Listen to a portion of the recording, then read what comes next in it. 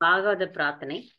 ಸರ್ವಶಾಸ್ತ್ರಾದ್ವಿ ಪೀಯೂಷ ಸರ್ವವೇದೈಕ ಸತ್ಫಲ ಸರ್ವಸಿದ್ಧಾಂತರತ್ನಾಢ್ಯ ಸರ್ವಲೋಕೈಕ ದೃಕ್ಪೃತ ಸರ್ವಭಾಗವತ ಪ್ರಾಣ ಶ್ರೀಮದ್ ಭಾಗವತ ಪ್ರಭೋ ಕಲಿದ್ವಂದೋದಿತಾದಿತ್ಯ ಶ್ರೀಕೃಷ್ಣ ಪರಿವರ್ತಿತ ಪರಮಾನಂದ ಪಾಠಾಯ ಪ್ರೇಮ ವಕ್ಷಾಕ್ಷರಾಯತೆ ಸರ್ವದಾ ಸರ್ವಸೇವ್ಯಾಯ ಶ್ರೀಕೃಷ್ಣಾಯ ನಮೋಸ್ತು ಮೇ ಮಥೇಕ ಬಂಧೋ ಮತ್ಸಂಗಿನ್ ಮದ್ಗುರು ಮನ್ಮಹಾದನ ಮನ್ನಿಸ್ತಾರಕ ಮದ್ಭಾಗ್ಯ ಮದಾನಂದ ನಮೋಸ್ತುತೆ ಅಸಾಧು ಸಾಧು ದದಾಯಿನ್ அதினோச்சத ஆகரா ஆனா முஞ்ச கதாச்சின் மாம் பிரேம்னா ஹிருத் கண்டயோஸ்புரா. மொழிபெயர்ப்பு. ஓ எல்லா வேத இலக்கியங்களிலிருந்தும் கடைந்தெடுக்கப்பட்ட அமிர்தமே, வேதங்களின் மிக முக்கியமான ஆன்மீக பழமை, எல்லா தத்துவங்களின் முடிவுகளான ஆபரணங்களை கொண்டவரே, உலக மக்களுக்கு ஆன்மீக பார்வையை கொடுப்பவர் மற்றும் வைஷ்ணவர்களின் உயிர் மூச்சாக விளங்குபவரே, பகவானே, நீர் கலியுகத்தின் இருளை போக்குவதற்காக உதித்த சூரியன். உண்மையில் நீர் எங்களிடம் திரும்பி வந்த கிருஷ்ணர். ஓ ஸ்ரீமத் பாகவதமே, உங்களுக்கு என் பணிவான வணக்கங்கள். உங்களை படிப்பவர்கள் உன்னத ஆனந்தத்தை அடைவார்கள், ஏனெனில் உங்கள் எழுத்துக்கள் அவர்களுக்கு தூய பக்தி தொண்டை பொழிகின்றது. நீங்கள் பகவான் கிருஷ்ணரின் அவதாரமாக இருப்பதால் எப்பொழுதும் அனைவரும் உங்களுக்கு தொண்டு புரிய வேண்டும். ஓ ஸ்ரீமத் பாகவதமே, ஓ என்னுடைய ஒரே நண்பரே, உடன் இருப்பவரே, என்னுடைய ஆசிரியரே, என்னுடைய மிகப்பெரிய சொத்துமாகவும் என்னை விடுவிப்பவருமாகவும் இருப்பவரே, என்னுடைய மிக நல்ல பாக்கியம் மற்றும் ஆனந்தமாக இருப்பவரே, என்னுடைய மரியாதை கலந்த வணக்கங்களை ஏற்றுக்கொள்ளுங்கள். ஓ ஸ்ரீமத் பாகவதமே, புனிதமற்றவருக்கும் புனிதத்தை வழங்குபவரே, மிகவும் வீழ்ச்சி அடைந்தவர்களை உயர்த்துபவரே, என்னை எப்பொழுதும் கைவிட வேண்டாம். கிருஷ்ணருக்கான தூய பக்தி தொண்டுடன் எப்பொழுதும் என் இதயத்திலும் தொண்டையிலும் தோன்றுவீராக. ஹரே கிருஷ்ணா. ஸ்ரீமத் பாகவதம் 10வது காண்டம், 2வது பகுதியில பகுதி 2, 23வது அத்தியாயம். அந்தணர்களின் மனைவியர் ஆசீர்வதிக்கப்படுதல். இல்ல கேள்விகள். முதல் கேள்வி, ஆயர்குல சிறுவர்கள் ஸ்ரீ கிருஷ்ண பலராமரிடம் தங்கள் பசிக்கு உணவு கேட்பதிலிருந்து நாம் எதை அறிய முடிகிறது? கிருஷ்ணருக்கும் ஆயர்குல சிறுவர்களுக்கும் இடையே நெருக்கமான நண்பர்கள் என்ற உறவு இருக்கிறது என்று நாம் தெரிந்து கொள்ளலாம். உதாரணமாக, மெட்டீரியல் வேர்ல்டுக்கே நம்ம ரொம்பவும் போயிட்டு இருக்க ஒரு வீட்டுல எனக்கு ரொம்ப பசிக்குது, ஏதாவது கொடுங்க அப்படின்னு கேட்டா அவங்க கொடுத்துருவாங்க. ஏனெனில் அந்த நெருக்கமான உறவு. இல்லைன்னா நம்ம தட்டுல கூட எடுத்து போட்டு சாப்பிடலாம், ஏன்னா அவங்க ரொம்ப அப்படி பழக்கம். அந்த மாதிரி பகவானோட அவங்க நெருங்கி நண்பர்கள் என்ற ரசத்தில் இருக்கிறார்கள், அதை நாம் அறிந்து கொள்ள முடியும். பட் இது கூட ஒரு லீலை தான். பகவான் அவர் எல்லாவற்றையும் செய்ய வல்லவர் என்று அவர்களுக்கும் புரியும். பகவான் தனது யோக மாயையினால் அப்படி வைத்திருக்கிறார் ஆயர்குல சிறுவர்களை. இதில் உள்ள அந்தரங்கம் என்னவென்றால், இதன் மூலம் அந்தன பெண்ணிர்களுக்கும் அருள் செய்ய வேண்டும் என்பது பகவானின் உள் சங்கல்பம் ஆகும். ஹரே கிருஷ்ணா. நல்லா சொன்னீங்க, நன்றி மாதாஜி. ஹரே மாதாஜி சொன்ன மாதிரி நெருங்கிய நண்பர்கள். இப்ப யார் வீட்டுக்குன்னா நம்ம போனோம்னா அவங்க வீட்டுல கேட்க கூட மாட்டோம், எடுத்து அப்படியே சாப்பிட்டுருவோம். அது போல நெருக்கமான உறவுகள் கிட்ட நம்ம உண்மையா பசிக்குது, தூக்கம் வருது, இந்த மாதிரி எல்லாம் சொல்லுவோம். வேற எங்கன்னா அது அப்படி ஃபார்மலா இருப்போம். அங்க இடைச்சிறுவர்கள் கிருஷ்ணரை பசிக்குது கிருஷ்ணா அப்படின்னு உரிமையா சொல்றாங்க. ரெண்டாவது கேள்வி, அந்தணர்கள் எவ்வகையான யாகம் நடத்தினர்? ஹரே கிருஷ்ணா மாதாஜி, நான் சொல்றேன் மாதாஜி. அந்தணர்கள் சொர்க்கம் சொல்ல வேண்டும் என்னும் நோக்கத்தில் ஆங்கிரச யாகம் செய்து கொண்டனர். ஆங்கிரச யாகம். ஆங்கிரச யாகம் செய்தர். நன்றி மாதாஜி. சரியா சொன்னீங்க. 3வது கேள்வி, ஸ்ரீ கிருஷ்ணர் எப்படி தானம் கேட்க வேண்டும் என்று ஊக்கப்படுத்தினார்? தயக்கமின்றி தானம். இருங்க பத்மா மாதாஜி, காரைக்குடி பத்மா. எந்த விதமான தயக்கமின்றி தானம் கேட்க வேண்டும் என்று பகவான் கிருஷ்ணர் அச்சுறுவனை ஊக்கப்படுத்தினார். எந்த தயக்கமும் இல்லாம தானம் கேட்கணும். அப்படியா? இன்னும் கூட ஏதோ சொன்னாரு. ஆமா, ஒரு சமயம் அச்சுறுவர் மரியாதை அந்தணர்களிடம் செல்ல அவங்க பேருகளை பலராமரும் கிருஷ்ணரும் இருக்கும்னு சொல்றாரு. பகவானின் திருநாமங்களை கூறி யாசிக்கும்படி ஊக்கப்படுத்தினார். பகவானுடைய நாமத்தை சொல்லி நீங்க கேளுங்க அப்படின்னு சொல்றாரு. அப்படியாவது அந்த அந்தணர்களுக்கு நாங்க வந்திருக்கோம், நாங்க யாருன்னு தெரியுதான்னு பாக்கலான்ட்டு கிருஷ்ணரும் பலராமரும் கேக்குறாங்கன்ட்டு கேளுங்க அப்படின்னு சொல்லி கேட்க வைக்கிறார். அதுல ஒரு கருத்து இருக்கு. அதனாலதான் அவங்களுக்கு புரியுதா நாங்க பகவான் தான் அப்படின்றது தெரியுதான்னு பார்க்கலாம். ஏன்னா வேதேச சர்வைர் அகம் ஏவ வேத்யோ, வேதங்களை ஓதுறது, வேதங்களை படிக்கிறதுடைய குறிக்கோள் கிருஷ்ணரை அறிவது. அது அவங்க அறிஞ்சிருக்கிறாங்களான்ட்டு பாக்குறாங்க. இப்ப வாத்தியார் வந்து பாடம் நடத்திட்டாரு, ஆனா அந்த பரீட்சை வைக்கும்போது அந்தணர்கள் தோல்வியுற்றார்கள். தேர்ச்சி பெறவில்லை. அந்த பரீட்சை தான் இது, அந்தணர்களுக்கு செய்த பரீட்சை. அதுல அவர்கள் தோற்றுவிட்டார்கள். 4வது கேள்வி, பூமி தேவர்கள் என்னும் சொல் யாரை குறிக்கிறது? அந்தணர்களை அந்தணர்களை குறிக்கும் குறிக்கும். மாதாஜி. இப்ப பதில் சொன்னவங்களே சொல்லக்கூடாது, சொல்லாதவங்களுக்கு வாய்ப்பு போகணும். சரி. பூமி தேவர்கள் எனும் சொல் வந்து அந்தணர்களை குறிப்பதாகும். அவங்களை பரமபுருஷ பகவானின் எண்ணத்தினை செயல்படுத்துபவர்கள். அடுத்த ஒரு வார்த்தை, அப்படிப்பட்டவர்கள் அந்த பூமி தேவர்கள் யாருன்னா தேவர்களே கூட பரமபுருஷ பகவானின் எண்ணத்தை செயல்படுத்துபவர்கள். தேவர்கள் வந்து சகாம பக்தர்கள், அவர்களுக்கு வந்து ஆசை இருக்கிறது. அவர்கள் தூய பக்தர்கள்னு சொல்ல முடியாது. ஆனால் அதுல அவங்கள அந்த பக்தர்கள்ல கூட ஒரு முக்கியமான குணம் என்னன்னா, கிருஷ்ணர் என்ன நினைக்கிறாரோ அதை செய்வாங்க. அதுதான் தேவர்களுடைய சிறப்பு. அது மாதிரி செய்வாங்களா பூமி தேவர்கள்? அப்படிப்பட்டவங்க தான் அந்தணர்கள். இந்த அந்தணர்கள் அதையும் செய்யல. 5வது கேள்வி, கிருஷ்ண உணர்வு தத்துவம் எதை கண்டறியும் விஞ்ஞானம்? ஹரே கிருஷ்ண மாதாஜி, நான் சொல்றேன் மாதாஜி. சொல்லுங்க சரஸ்வதி. கிருஷ்ண உணர்வு தத்துவம் என்பது பூமியில் உள்ள சில மனிதர்களை கூட கடவுள் என்று கூறும் பல தெய்வ வழிபாட்டு தத்துவம் அன்று. மாறாக அது முழு மெய்ப்பொருளான ஸ்ரீகிருஷ்ணரிடமிருந்து அதிகாரம் பெற்று இங்கு இறங்கி வந்திருப்பவர்களை தேடி கண்டறியும் ஒரு விஞ்ஞானம் ஆகும். ஹரே கிருஷ்ணா. கேக்கல மாதாஜி. கேட்கலையா உங்களுக்கு? அதாவது கிருஷ்ண உணர்வு தத்துவம் என்பது கிருஷ்ணரிடம் இருந்து அதிகாரம் பெற்று இங்க வந்திருக்கிறாங்க பாருங்க, அவங்கள கண்டறியறது. தூய பக்தர்களை கண்டறிதல். கடவுளின் அதிகாரம் மற்றும் ஆற்றல் என்பவை இயற்கையில் அவரது படைப்புடன் சேர்ந்தே விரிவுபடுத்தப்பட்டிருக்கின்றது. அவருடைய அதிகாரம் பாருங்க, கிருஷ்ணருடைய அதிகாரம் வந்து இயற்கையோட சேர்ந்து வந்திருக்கு.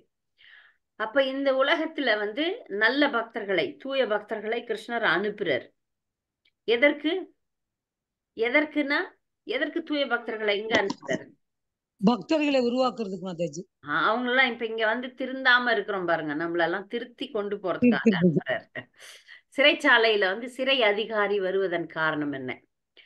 சிறைச்சாலையில் இருக்கும் கைதிகளுக்கு நல்ல அறிவுரைகள் கூறி சிறையிலிருந்து விடுபடுவது எப்படின்னு சொல்றதுக்காக தான் சிறை அதிகாரிகள்லாம் நிறைய அடிக்கடி சிறைக்கு வந்து வருகை புரிவார்கள். அது போலதான். 6வது கேள்வி, யாகம் செய்த அந்தணர்கள் ஏன் ஞானமற்றவர்கள் என கூறப்படுகின்றன? ஜெயசுபத்ரா மாதாஜி. ஆயகுல சிறுவர்கள் சந்திக்க வைதிக அந்தணர்கள் முறையான ஞானமுடையவர்கள் அல்லர்.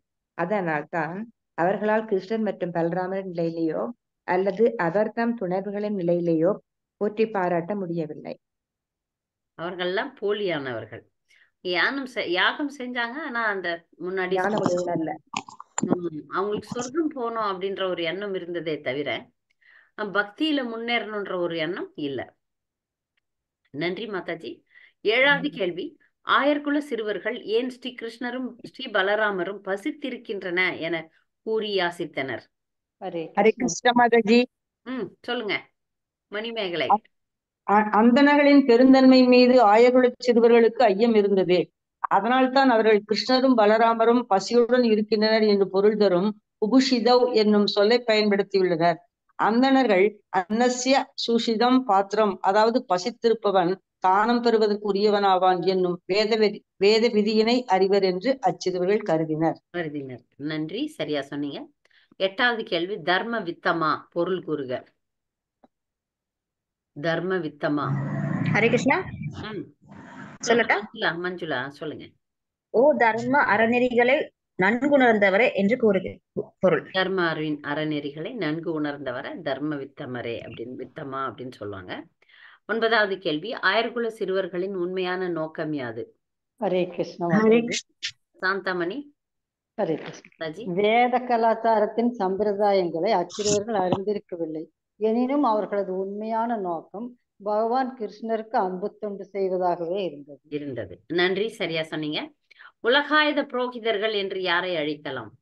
உலகாயுத புரோகிதர்கள் என்று யாரை அழைக்கலாம்? கிருஷ்ண பிரேமநந்தி. ஹரே கிருஷ்ண மாதாஜி. இந்த சொர்க்கத்தை அடைவது இந்த போன்ற உலகாயுத விஷயங்களுக்காக வேலை செய்யறவங்கள, அந்த இதுல புரோகிதம் பண்றவங்கள உலகாயுத புரோகிதர்கள் என்று அழைக்கலாம். தற்சமயம் உலகம் முழுவதும் மக்கள் உலகியல் வளர்ச்சி பெறுவதில் வெறி பிடித்தவர்களாக இருப்பதினால் பரமபுருஷ பகவான் கிருஷ்ணரின் செய்தியினை இவர்களால் கேட்க முடியவில்லை. அச்செய்தியினை கிருஷ்ண பக்தி இயக்கமே தனது நற்பணிகளால் பரப்பிக் கொண்டிருக்கிறது. காலம் மாறிய போதிலும் கர்வம் மிக்க உலோகாயுத புரோகிதர்கள் பூமி எங்கும் பரவி இருக்கின்றனர். இந்த உலகாயுத விஷயங்களை பெறறதுக்காக செயல்களை செய்விக்கிறவங்க தான் உலகாயுத புரோகிதர்கள் என்று சொர்க்கத்தை அடையணும்ன்ற அற்ப ஆசை வச்சிருக்கிறாங்க. கிருஷ்ணர் ஒரு பொன்னான வாய்ப்பு அளித்தார். இப்ப பரீட்சையா பண்றாரு கிருஷ்ணர். அதை அவங்க பயன்படுத்தி கொள்ளவில்லை. உலகியல் வளர்ச்சியில நம்ம சொர்க்கத்துக்கு தான் போகணும் அப்படின்ற ஒரு எண்ணத்துல இருந்தாங்க. அதனால உலகாயுத புரோகிதர்கள்னு தான் சொல்லப்படுறாங்களே தவிர அவங்கள பக்தர்கள்னு சொல்றது இல்ல. 11வது கேள்வி, யார் வீடு பேறு பெறும் நல்வாய்ப்பினை இழந்து விடுகின்றனர்? ஹரே கிருஷ்ண மாதாஜி. யமுனா. கண்களில் நீல நிற கண்ணாடி அணிந்திருப்பவன் உலகம் முழுவதையும் நீல நிறமாக காண்கின்றான். அதுபோல் இயல் உலக பார்வையுடைய நாம் பந்தப்பட்ட ஆத்மாவானது கடவுளையும் கூட இம்மைக்குரியவராகவே காண்கிறான். அதனால் வீடு பேறு பெற்று முழுமுதற் கடவுளை அடையும் நல்வாய்ப்பினை அவன் இழந்து விடுகிறான்.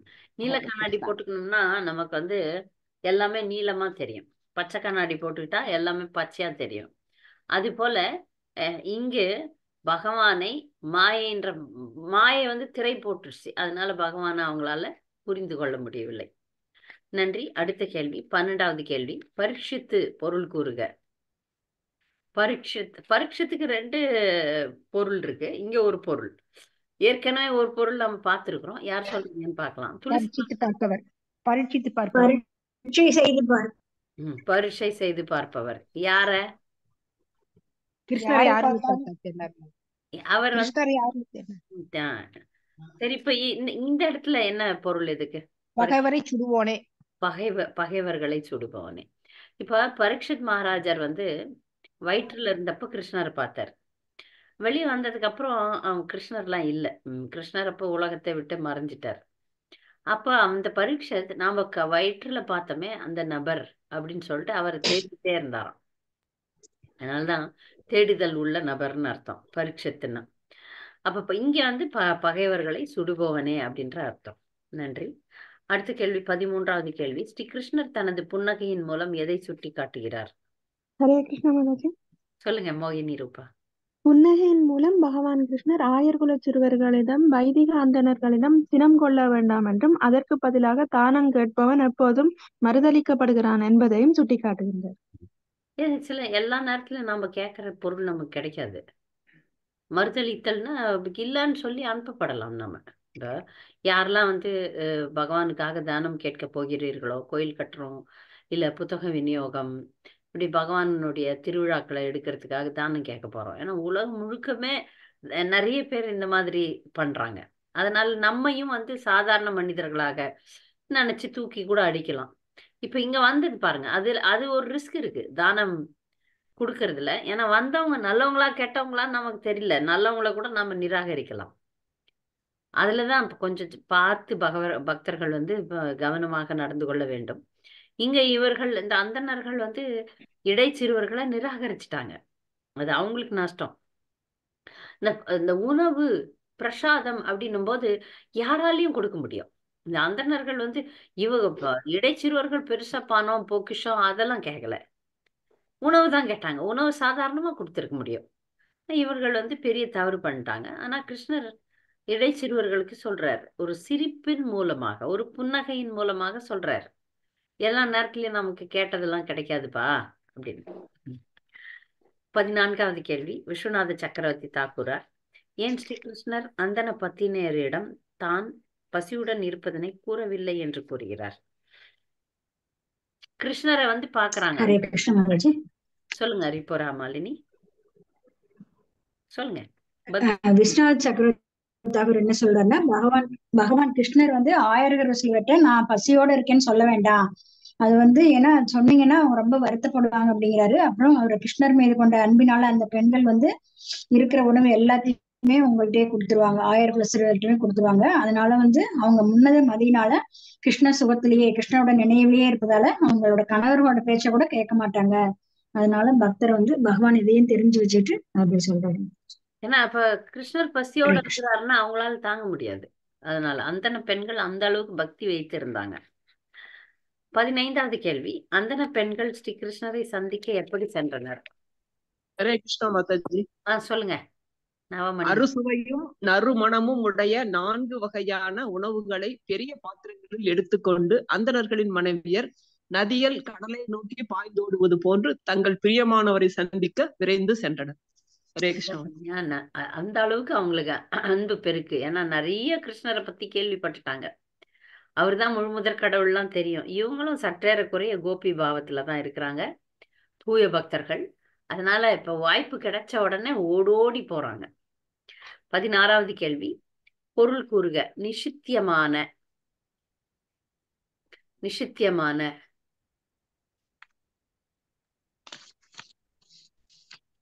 கணவர்களும் மைந்தர்களும் உறவினர்களாலும் தடுக்கப்படுகின்றனர்.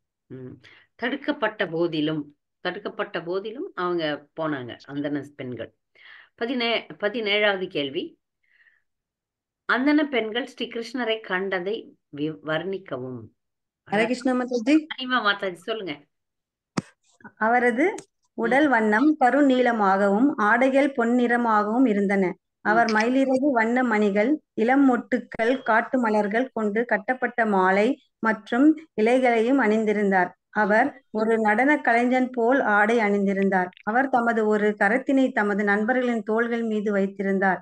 மற்றொரு கரத்தில் ஒரு தாமரை பூவினை சுழற்றி கொண்டிருந்தார். அல்லி மலர்கள் அவரது செவிகளை அலங்கரித்தன. தலையிலுள்ள மயிர்குழல்கள் அவர் கன்னங்களில் புரண்டன. அவரது செந்தாமரை மலர் போன்ற முகத்தில் மெலிதான புன்னகை தவழ்ந்திருந்தது. ஹரே கிருஷ்ண மாதாஜி. ஹரே கிருஷ்ணா. சரியா சொன்னீங்க, நன்றி. பகவான வந்து வர்ணிக்கிறாங்க இங்க. இதெல்லாம் நம்மளுக்கு ரொம்ப முக்கியம். ஏன்னா நாம் பகவானை கோயில்ல தரிசிக்கிறோம், ஆனால் ஆச்சாரியர்கள் மூலம் பாகவதத்தின் மூலம் நாம் பார்க்கிறோம், கேட்கிறோம், பார்க்கிறோம். இந்த மாதிரி பார்க்கறதுதான் நிஜமாவே உள்ள ஆழமா பதியும். நாம் கண்களால் பார்ப்பதை விட நாம் பலமுறை சொன்ன மாதிரி காதுகளால் பார்க்க வேண்டும். அப்பதான் வந்து கிருஷ்ணரை நாம் வந்து கிருஷ்ண பக்தியில் முன்னேற முடியும் என்றது ஒரு முக்கியமான ஒரு கருத்து. அதனால்தான் இந்த கேள்வி கேட்டேன். நன்றி மாதாஜி, நல்லா படிச்சீங்க. அடுத்து 18வது கேள்வி, அந்தன பெண்கள் தங்கள் காதுகளில் அணிந்திருந்த காதணிகள் யாவை? இன்னும் போட்டிருந்தாங்க. வைரமா, வைடூரியமா, தங்கமா, பித்தளையா, பிளாஸ்டிக்கா? பிளாஸ்டிக்கா? சீத்தலாயா? அதான் அந்தணர்களின் மனைவியர்கள் தங்களது பிரியமான கிருஷ்ணரை பற்றி கேள்விப்பட்டு பகவானுடைய கீர்த்திகளை தங்களுடைய செவிகளில் அணிகலன்களாக அணிந்திருந்தனர். ஆனா இங்க வந்து அது காதுல கம்மல் இங்க சொல்லப்படல. அவங்களுடைய இவங்க முன்னேறினது இப்ப 9 நவவித பக்தியில அந்தன பெண்கள் வந்து முன்னேறின வழி பாத்தீங்கன்னா, எடுத்த வழி கேட்டல். இப்ப பரீட்சைதான் அப்படித்தானே, கேட்டல் மூலம் முழுமை பெற்றார்கள். அந்த மாதிரி அந்தன பெண்களும் கேட்டல் மூலமே அவங்க வந்து நவவித பக்தியில அவங்க சிரவணத்தை வச்சு அவங்க வந்து முன்னேறினாங்க. அதனால காதுகள்ல அவர்கள் பகவானுடைய கீர்த்திகளை அணிந்திருந்தனர். 19வது கேள்வி, அந்தன பெண்கள் தங்கள் விரக தாபத்தினை எவ்வாறு துறந்தனர்?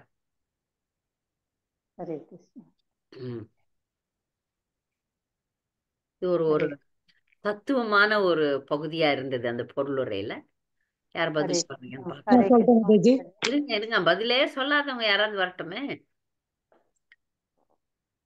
பதில் சொல்லாதவங்க யாராவது வாங்க. கோலோக நிவாசினி மாதாஜி, அனலா மாதாஜி.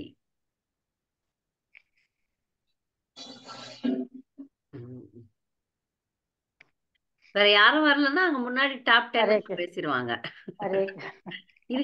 இருங்க யாருக்காவது. வனஜா மாதாஜி. வனஜா மாதாஜி. அவர்கள் தமது விழித்துளைகளின் வழியே பலவந்தமாக அவரை தமது மனங்களில் புகுத்தியுள்ளதோடு நெடுங்காலமாக அவர்கள் தழுவிக்கொண்டும் உள்ளனர். இவ்வாறு அவர்கள் தமது விழித்துளைகளின் வழியே பலவந்தமாக அவரை தமது மனங்களில் புகுத்தியுள்ளதோடு நெடுங்காலமாக அவரை அவர்கள் தழுவிக்கொண்டும் உள்ளனர். அவர்கள் முனிவர்கள் தமது ஆணவ கவலைகளை அகத்தில் உள்ள உணர்வினை தழுவிக்கொண்டதின் மூலம் துறப்பது போல் அவரை பிரிந்து அனுபவிக்கும் விரகதாபத்தை இறுதியில் அவர்கள் துறந்தனர். ஹரே கிருஷ்ண மாதாஜி. இது யார் நல்லா இப்ப நீங்க அப்படியே படிச்சுட்டீங்க, அதை கொஞ்சம் புரிஞ்ச மாதிரி யார் ஆமா. சொல்றீங்க?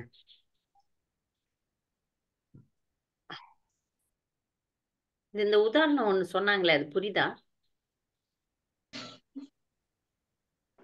இதுல முனிவர்கள் ஆணவ கவலைகளை முனிவர்கள் அவங்க கவலைகளை எல்லாம் துறக்கிற மாதிரி இவங்க அவங்கள பிரிந்து அனுபவிக்கும் விரகதாபத்தினை என்ன கவலை அது? அவங்க முனிவர்களுக்கும் என்ன கவலை இருக்கும்? ஆணவ கவலை. அதாவது ஆணவ கவலைன்னா என்ன அர்த்தம்? அவங்க தாண்டா பெருசுன்னு நினைச்சிருக்காங்க. எல்லாம் தெரியும், நாங்கதான் பெரிய முனிவர்கள் அப்படின்னு நினைச்சிட்டு இருக்காங்க. அப்படின்றது கவலையா? நான் இந்த பகவானை போய் அடையணும்ன்ற ஒரு மாதாஜி முனிவர்களுக்கு தவம்.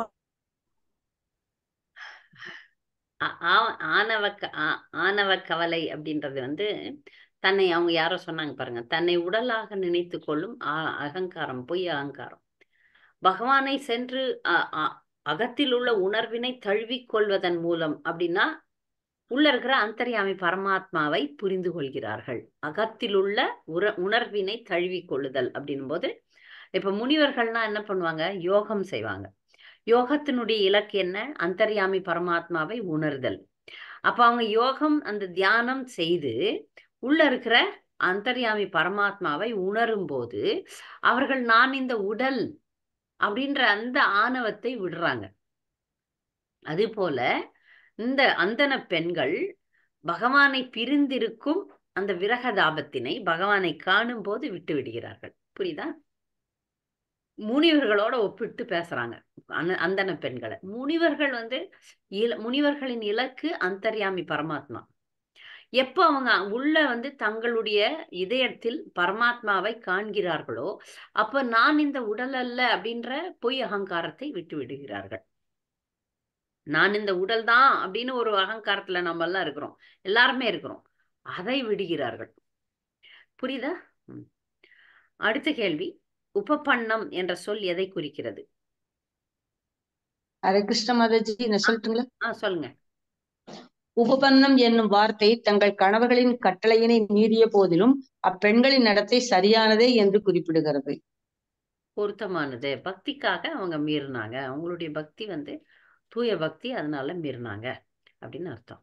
சரியா? இப்ப இந்த இந்த வாரம் பாடத்தை நாம் பார்க்கலாம். இந்த அத்தியாயம் இப்ப 23 தான். அதனால இந்த ரெக்கார்டிங்கை நான் தனியா போடாம இதோடைய தொடர்ந்து சொல்லலான்னு பாக்குறேன். நம்ம போன வாரம் இந்த அத்தியாயத்தை முழுச படிச்சுட்டோம். இந்த அத்தியாயத்தினுடைய விளக்க உரை 26 விளக்க உரை நம்ம பார்க்கலாம். எல்லாரையும் நான் மியூட் பண்ணிடுறேன்.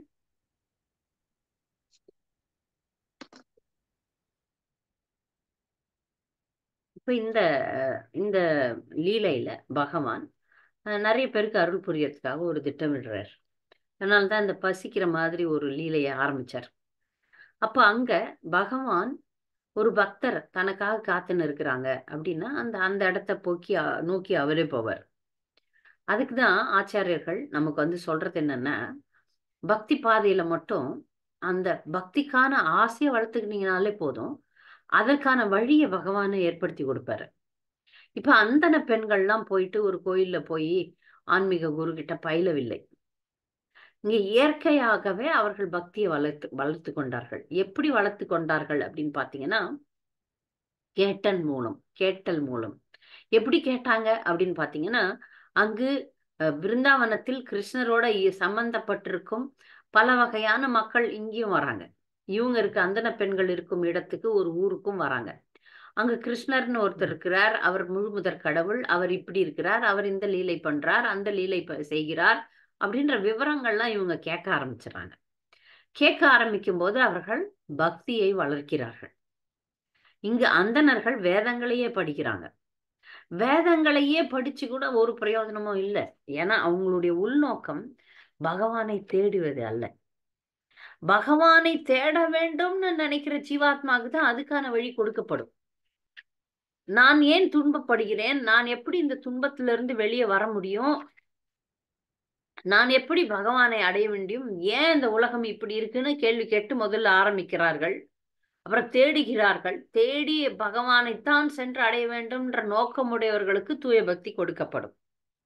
இல்லாட்டி நாம எது வேதங்களையே படிச்சு கரைச்சு குடிச்சாலும், சமஸ்கிருத ஞானியாக இருந்தாலும் உள்ளர்த்தம் புரியாது. இவங்க ஒன்றும் பெரிய அந்தன பெண்கள், பெரிய படிப்பாளிகள் கிடையாது, பெரிய பெரிய பல்கலைக்கழகத்துல போயிட்டு பெரிய வாதம் செய்து படித்தவர்கள் கிடையாது, சாதாரண பெண்கள் தான். ஆனால் அவர்களுக்கு பக்தி இருந்தது, அவர்களுடைய தேடல் உண்மையா இருந்தது. அதனால பகவான் அந்த குவாலிஃபிகேஷன் தான் பார்க்க மாட்டார். இது இவங்களா அவங்களா. பக்தி என்பது யாருக்கு வேணா வரலாம். யார் தேடுறீங்களோ, யார் கேட்குறீங்களோ அவங்களுக்கு கொடுக்கப்படும். இவர்கள் கேட்டார்கள், கொடுக்கப்பட்டது. அவங்க கேட்கல, அந்தணர்கள் கேட்கல. அந்தணர்களுக்கு சொர்க்கம் தான் போகணும். மந்திரம் எல்லாம் சொல்லி, யாகம்லாம் சொல்லி சொர்க்கத்துக்கு தான் போகணும். அதனாலதான் அவங்களுக்கு புரியல. கிருஷ்ணர் நேர்ல புரியல. கிருஷ்ணரை பற்றி நாம் பல நேரங்கள்ல பாக்குறோம். பல முறை நம்ம நாம ஜபத்தை எல்லாருக்கும் சொல்லி தரோம். பாகவதம், பகவத்கீதை பாடம் எடுக்கிறோம். சில பக்தர்கள் தீட்சை கூட வாங்கிடுவாங்க. ஆனா பக்திக்கான முக்கியத்துவம் உள்ள இறங்காது. ஏதோ அப்படின்னு வந்துருவாங்க. ஆனா ஆழமான பக்தர்களாக இருப்பதில்லை. அதுக்கு காரணம் இதுதான்.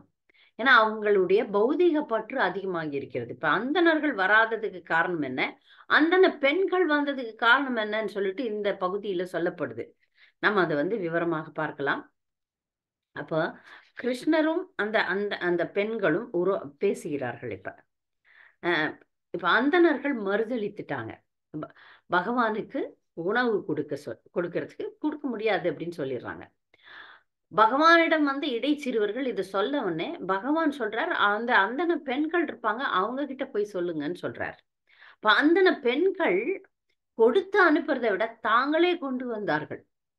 தாங்களே கொண்டு பகவானை தரிசிக்கையில் அவங்க பகவானை பிரிந்திருந்த அந்த பிரிவு துயர், யுகாயுத்தம் நிமிஷேன சக்ஷுஷா பிரபுருஷாயுத்தம் சூன்யாயுத்தம் ஜெகத் சர்வம் கோவிந்த விரகேனமே.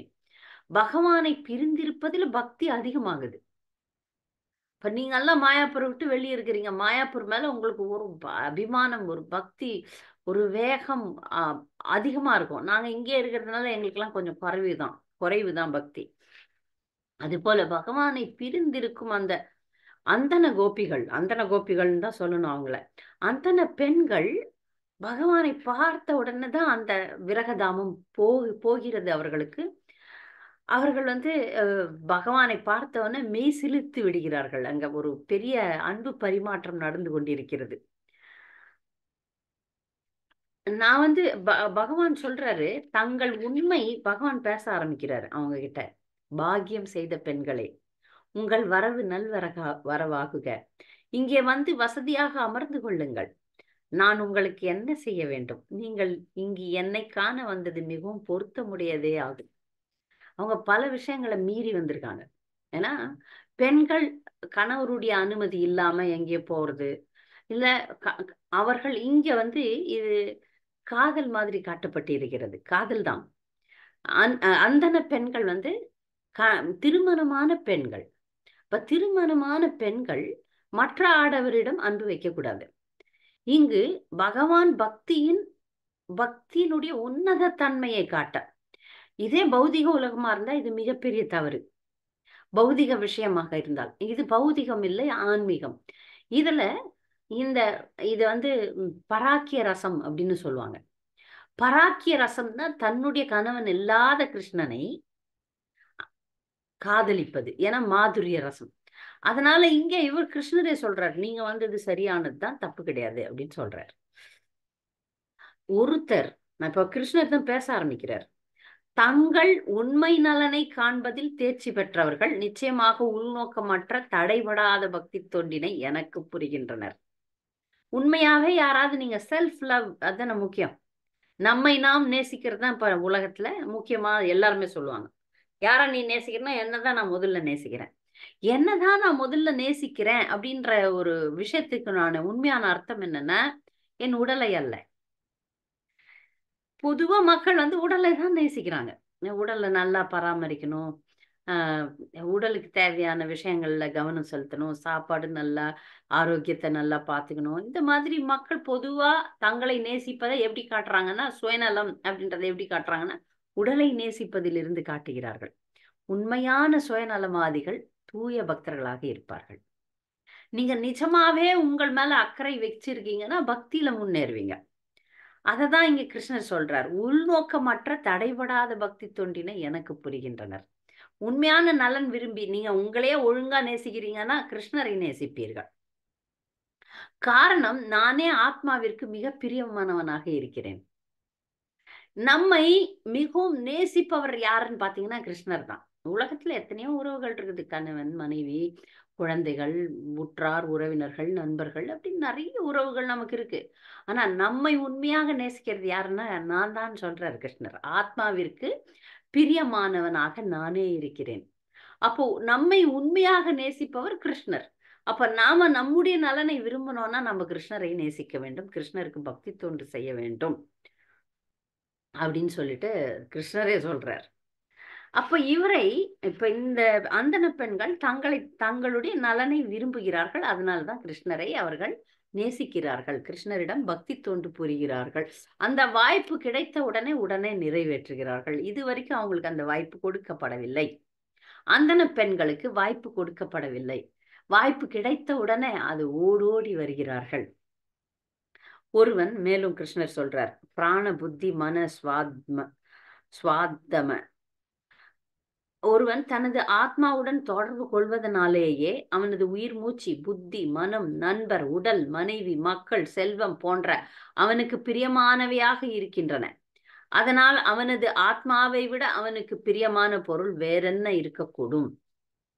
இப்ப இந்த இடத்துல எத் சம்பர்காத் அப்படின்னு ஒரு வார்த்தை வருது. எத் சம்பர்காத் அப்படின்னு ஒரு வார்த்தை.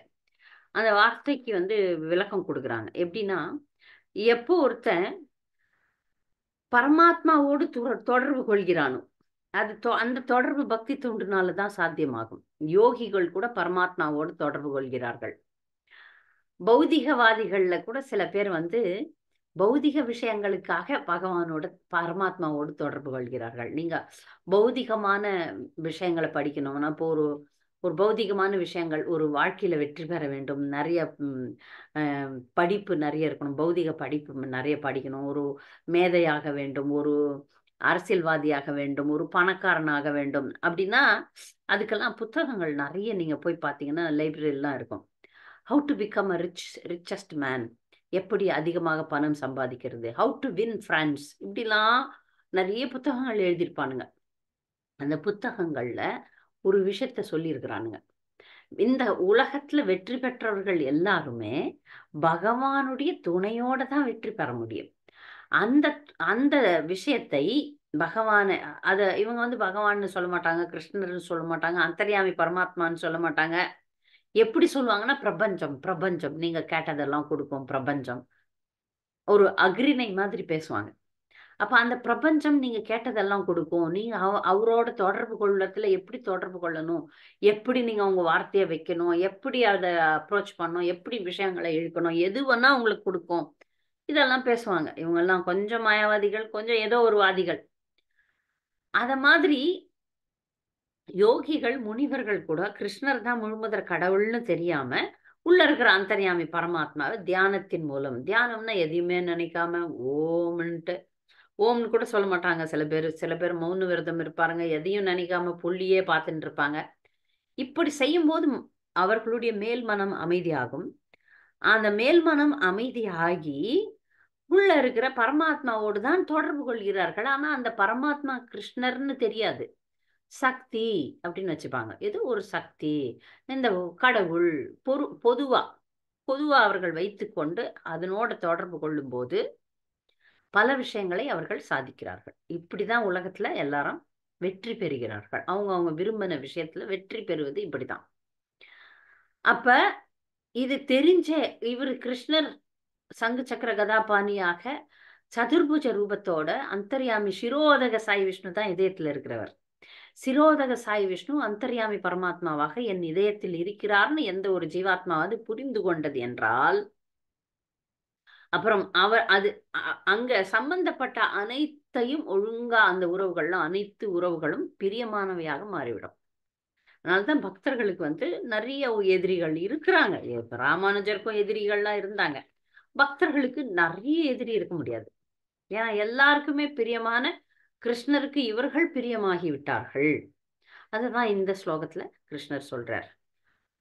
அப்புறம் அந்த பெண்களுக்கு என்ன சொல்றாருன்னா, உடனே யாகசாலைக்கு நீங்கள் திரும்பி செல்வீராக, ஏனெனில் கற்றறிந்த அந்தணர்களான உங்கள் கணவன்மார்கள் இல்லறத்தார் ஆவர். அதனால் அவர்கள் செய்யும் யாகங்களை நிறைவு செய்வதற்கு உங்கள் துணை தேவைப்படும். இப்ப வந்தீங்க, அப்புறம் எனக்கு சாப்பாடுலாம் கொடுத்துட்டீங்க, இப்ப நீங்க உடனே திரும்பி போங்கன்னு சொல்றாரு. ஆச்சு வேலை ஆச்சு, நீங்க என்னை பார்த்தீங்க, தரிசனம் கொடுத்துட்டேன், நீங்க போங்க அப்படின்னு சொல்றாரு. இது எப்படி இருக்குன்னா, நான் உன்னை திருமணம் செய்து கொள்ள ஓடோடி எல்லாத்தையும் விட்டுட்டு வந்துட்டேன், உன்னை நாடி நான் வந்துட்டேன், ஆனா நீ இப்ப திரும்பி போ அப்படின்னா என்ன அர்த்தம்? இந்த அந்தன பெண்கள்லாம் இப்ப கிருஷ்ணர் வந்துட்டார், கிருஷ்ணரோட சேரணும், கிருஷ்ணரோட வாழணும்ட்டு வந்துட்டாங்க. அப்ப கிருஷ்ணர் என்ன சொல்றாரு? நீங்க திரும்பி போங்கன்னு சொல்றாரு. இது என்ன எப்படி இருக்கு? இதனுடைய விஷயங்களை ஆழமாக நம்ம பார்க்கலாம். அந்தன பெண்கள் தங்களுடைய பக்தியில் முழுமை பெற்று விட்டார்கள். முழுமை பெற்ற உடனே நம்ம எல்லாம் பக்தியில முழுமை பெற்ற உடனே கிருஷ்ணரோட கோலோக விருந்தாவனத்துக்கு போயிடுவோம். அது மரணம்னு கூட சொல்லிக்கலாம். இங்க அந்தன பெண்களும் அதுக்கு தயாராயிட்டாங்க. இனி கிருஷ்ணரோட தான் வாழணும், இதெல்லாம் வேண்டாம் அப்படின்ட்டாங்க. ஆனால் கிருஷ்ணர் அவங்களுக்கு இன்னும் முழுமை பெறுவதற்கும் இன்னும் கொஞ்சம் நாள் இருக்கு, அதனால நீங்க போயிட்டு இன்னும் நல்ல பக்தி பண்ணிட்டு வாங்கன்றதான் அவருடைய செய்தியாக இருக்கிறது. அப்ப இப்ப அவங்க இத சொன்ன உடனே இதே மாதிரி ஒரு சூழ்நிலை கோபியர்களுக்கும் வரும். ராசலீலையில பார்க்க போகிறோம் நம்ம. நீங்க திரும்பி உங்களுடைய கணவர்களோட போங்க அப்படின்னு சொல்லிட்டு கோபியர்களை அனுப்பிடுறாரு. ஆனால் கோபிகள் போகல. உன்னோடு சுகித்திருக்கணும், நாங்க வந்திருக்கிறோம், அதனால நாங்க போக மாட்டோம்னு இருந்து ராச நடனம் நடக்குவாங்க.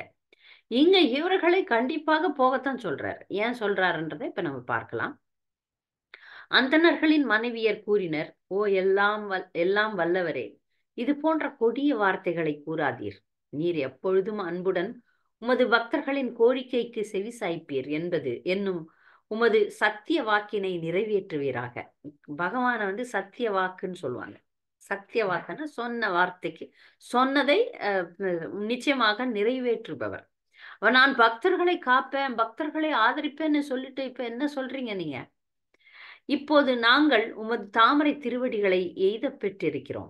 நாங்க உங்களை அடைஞ்சாச்சு. இப்ப பகவானை தரிசிக்கிறோம்னா பெற்று விட்டோம்னு அர்த்தம். அவற்றில் அணியப்பட்டுள்ள துளசி மாலைகளை எங்கள் தலைகளில் தாங்கிக் கொண்டு இக்காட்டில் இருக்கலாம் என்று விரும்பினோம்.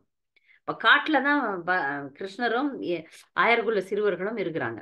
இப்ப காட்டுக்கு இவங்க வந்துட்டு உங்களுடைய தாமரை திருவடி தாமரை துளசிகளை என் தலையில் தாங்கி கொண்டு காட்டுல இருந்தெல்லாம் வந்திருக்கோம்.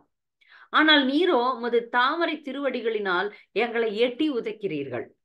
நாங்கள் எங்கள் உலகியல் உறவுகள் அனைத்தையும் துறப்பதற்கு தயாராக இருக்கின்றோம். எங்களுக்கு இந்த உறவுகள்லாம் வேண்டாம். பகவான் கிடைச்சதுக்கு அப்புறம் என்ன வேண்டும் நமக்கு? அதனால இவர்கள் இதோட முடிச்சிடலாம் பௌதிக வாழ்க்கைய நினைச்சு வராங்க. இப்ப பகவான் வேற மாதிரி சொல்றாரு, கிளம்புங்க அப்படின்னு சொல்லிட்டு. இதற்கான விளக்கத்தை இங்க பக்தர்கள் ரொம்ப அழகா எழுதியிருக்கிறாங்க. எப்படி கிருஷ்ணரும் அந்தன பெண்களும் பேசினாங்க, அதுக்குரிய உண்மையான தாத்பரியம் என்னன்னு அதை நம்ம பார்க்கலாம். கோபியர்கள் இங்க எழுதுறாங்க, கோபியர்களுடன் ராச நடனம் ஆடும்போது பகவான் அவர்களை அவர்கள் இல்லங்களுக்கு போக சொல்லும் போது அக்கோபியர்கள்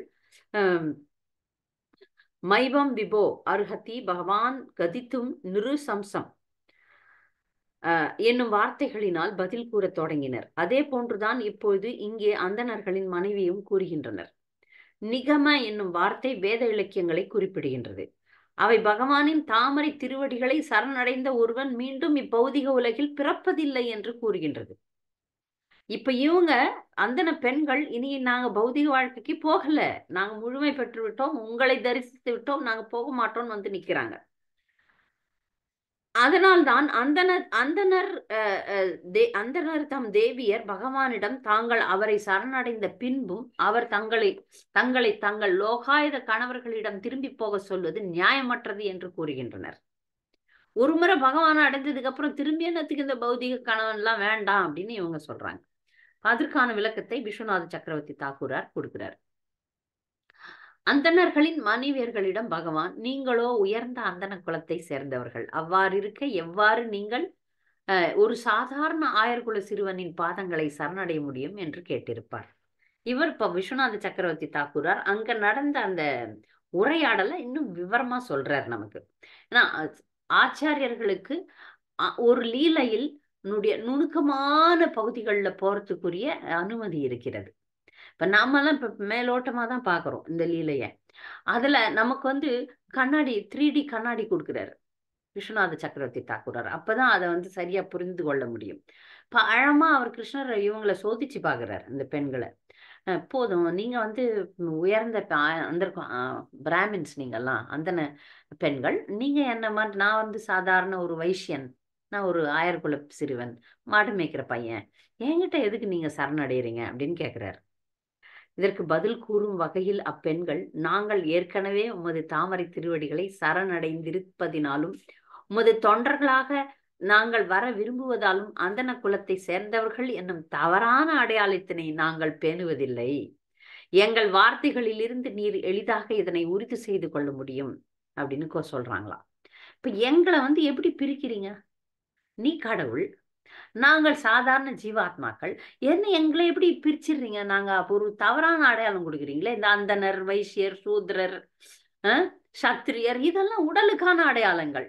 நாங்க அதெல்லாம் மீறிட்டோம், வர்ணாசிரமத்தை தாண்டியாச்சு. நாங்க வர்ணாசிரமம் அடிப்படையில் இருக்கு. இப்ப உயர்ந்த பக்தியில வர்ணாசிரமம் கிடையாது. நான் பிராமணன், நான் சத்திரியன், நான் சூத்ரன், நான் அந்த அடையாளங்கள் கிடையாது. இதெல்லாம் பௌதிக அடையாளங்கள். அது தாண்டிட்டோம் நாங்க. நாங்க எங்க அந்தணர்கள், நீ எங்க ஆயர்குல சிறுவன்? இப்படி எப்படி பேசுறீங்க நீங்க?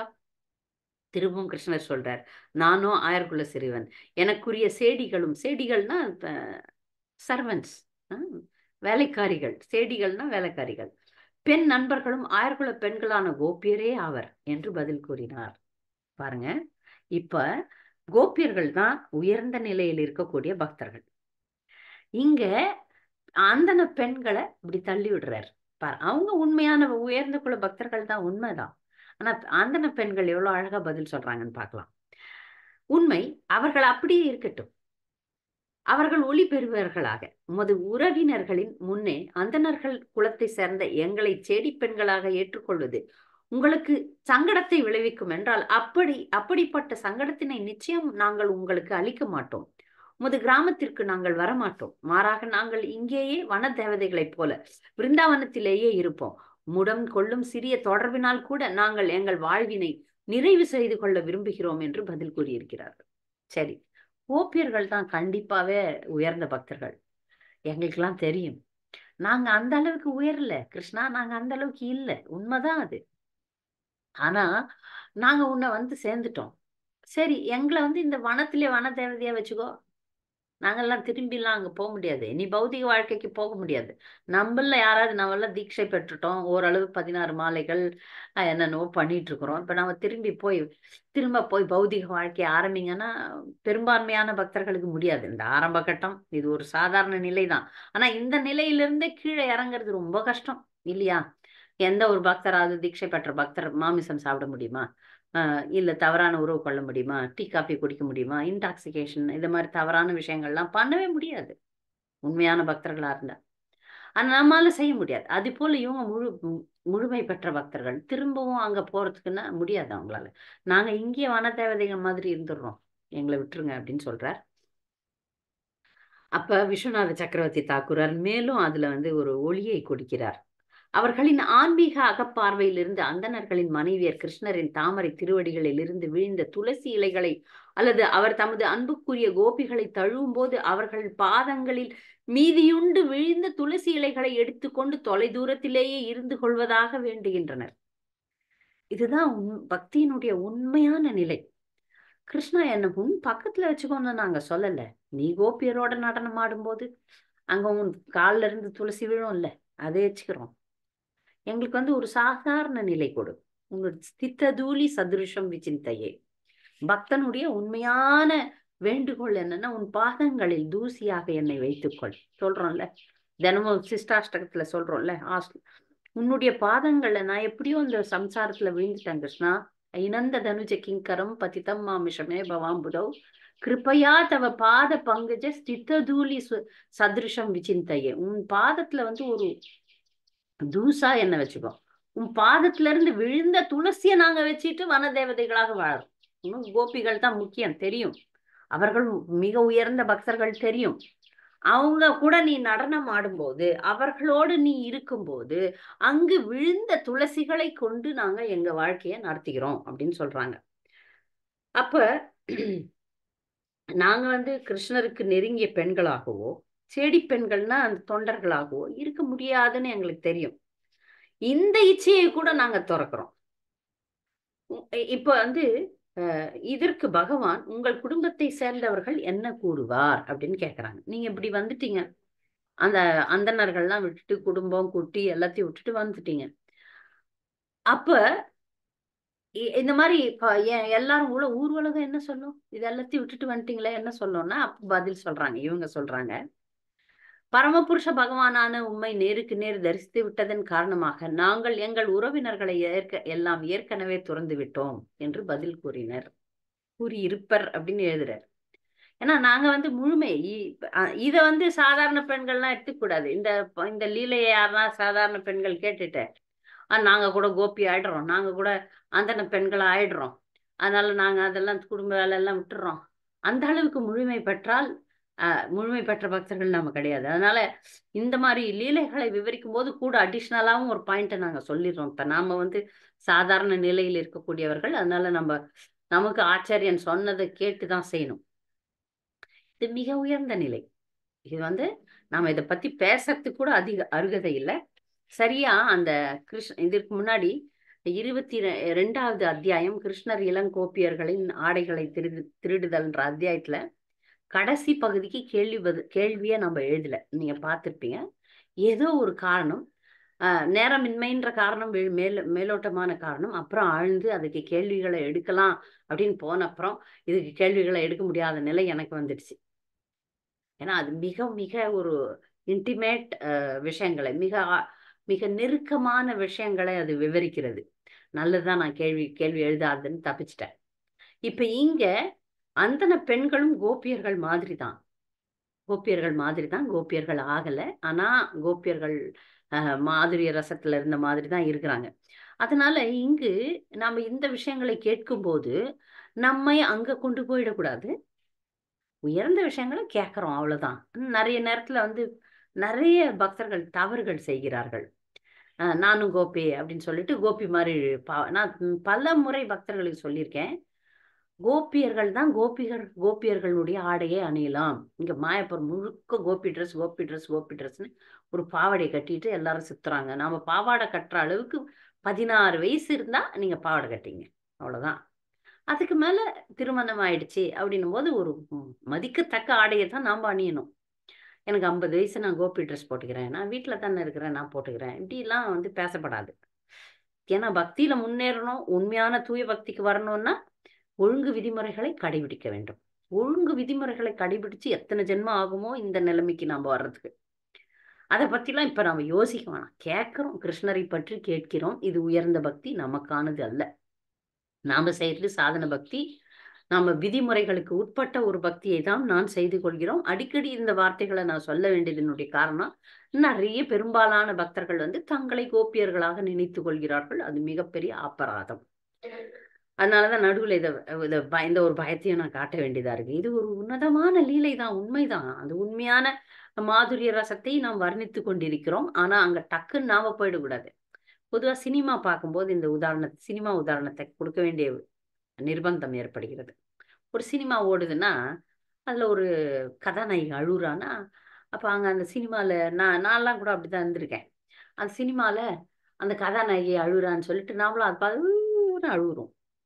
சில நேரங்கள்ல சின்ன வயசுல அறிவே இல்லாம அந்த சினிமா பார்த்து முடிச்சுட்டு வெளியே வந்து கூட அதை நினைச்சு அழுதுருக்கேன். அப்புறமா என்னுடைய ஆசிரியர்கள் தான் சொல்லியிருக்காங்க, பணம் வாங்கிக்கினேன், அவங்க எல்லாம் என்ஜாய் பண்றாங்க, நீ பணம் கொடுத்துட்டு அழக்கூடாது, அவங்க பாரு நிஜ வாழ்க்கையில பாரு, அவ செத்து போயிட்டான்னு அந்த படத்துல காட்டுறாங்க, அவன் நல்லாதான் இருக்கிறா பாரு, இது ஒரு நாடகம்தான் அப்படின்னு. அது போல எதை பார்க்கிறோமோ அதோட நம்மளை சம்பந்தப்படுத்திக்கிறது. இப்ப இங்க படிக்கிறோம், நம்ம வந்து அவர்கள் பின்தொடரலாம். இப்ப இந்த அந்தன பெண்கள் மாதிரி தூய பக்தர்களா மாறலாம். ஆனா நான் இப்பவே மாறாததுக்கு முன்னாடியே, அந்த ஒரு முழுமை பெறாத நிலைக்கு முன்னாடியே நான் வந்து என்ன கோபியரா நினைச்சுக்க கூடாது.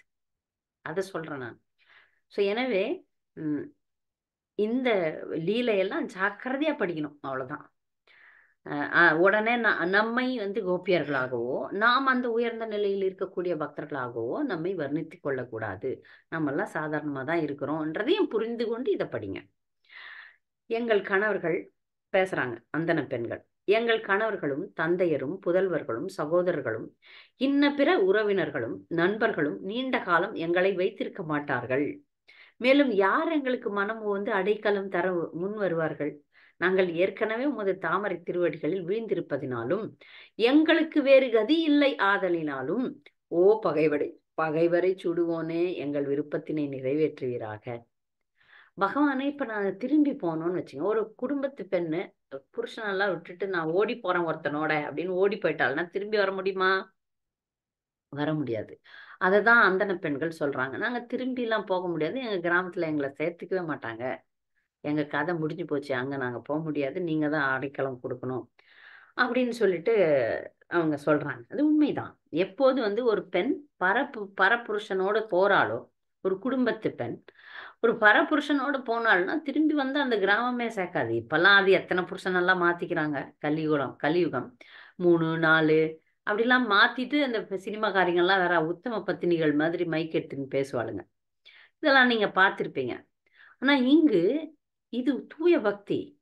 ஆனாலும் அவர்கள் சொல்றாங்க, நாங்க திரும்பி போனோம்னா எங்களை சேர்த்துக்க மாட்டாங்க அப்படின்னு சொல்றாங்க.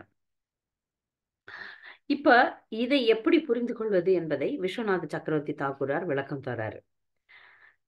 இந்த அந்தன பெண்கள் சின்ன வயசுல இருந்தே, இளமை காலத்துல இருந்தே கேட்கறாங்க கிருஷ்ணரை பற்றி. கேட்டல் மூலம் பக்தியை வளர்க்குறாங்க.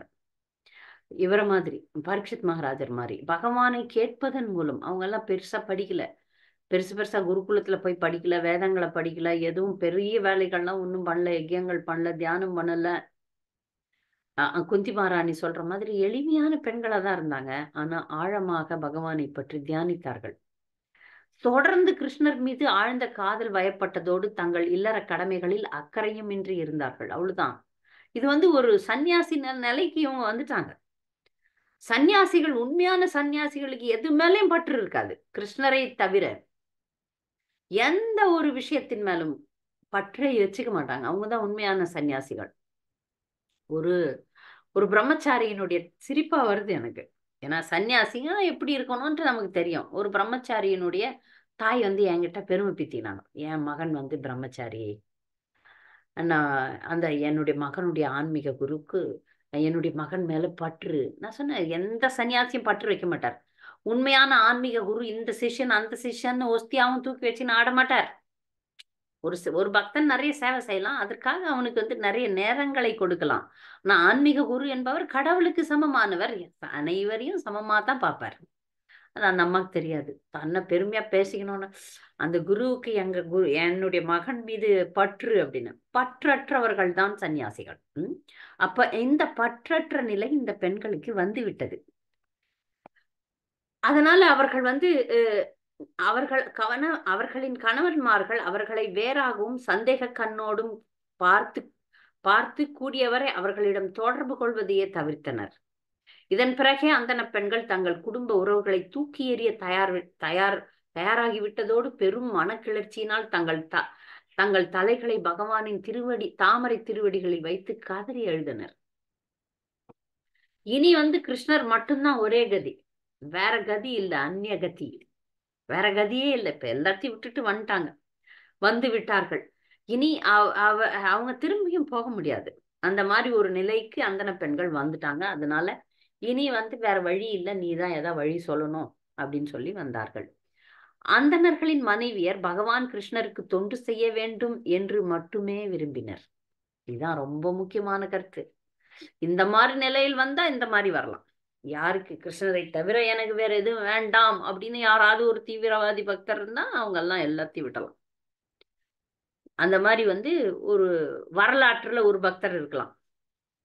இப்ப உலக கட்டத்துல இப்ப இப்ப நாம வாழ்ந்து கொண்டிருக்கும் இந்த காலகட்டத்துல யாராவது ஒரு மாதாஜி அப்படி இருக்கலாம், நான் வந்து கிருஷ்ணரை தவிர எனக்கு வேற விஷயமே இல்லை, வேற விஷயம் எனக்கு வராது அப்படின்னு இருக்கலாம்.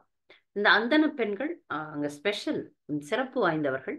அவருடைய லீலைகள்ல பங்கேற்கிறார்கள்னாலே பாருங்க, கிருஷ்ணரை நேர்ல சந்திக்கிறதெல்லாம் வந்து சாதாரணமான பக்தர்களால முடியாது.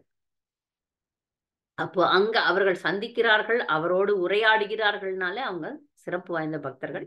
அவர்கள் ஏற்கனவே உலகாய விஷயங்கள், பந்தங்கள், சர்வதர்மான் பரித்யஜ்ய மாமேகம் சரணம் பிரஜ அகம் துவம் சர்வ பாப்பியப்பியோ மோக்ஷேஷியாமி மாச்சுச்ச. சர்வ தர்மான், தர்மம்ன்றது ஸ்திரீ தர்மத்தையும் விட்டுட்டாங்க அவங்க. ஸ்திரீ தர்மம் வந்து நம்மெல்லாம் கடைபிடிக்கணும் கண்டிப்பா. நம்ம ஏன்னா அந்த நிலைக்கு வர்ணாசிரமத்தை நாம் இன்னும் தாண்டல.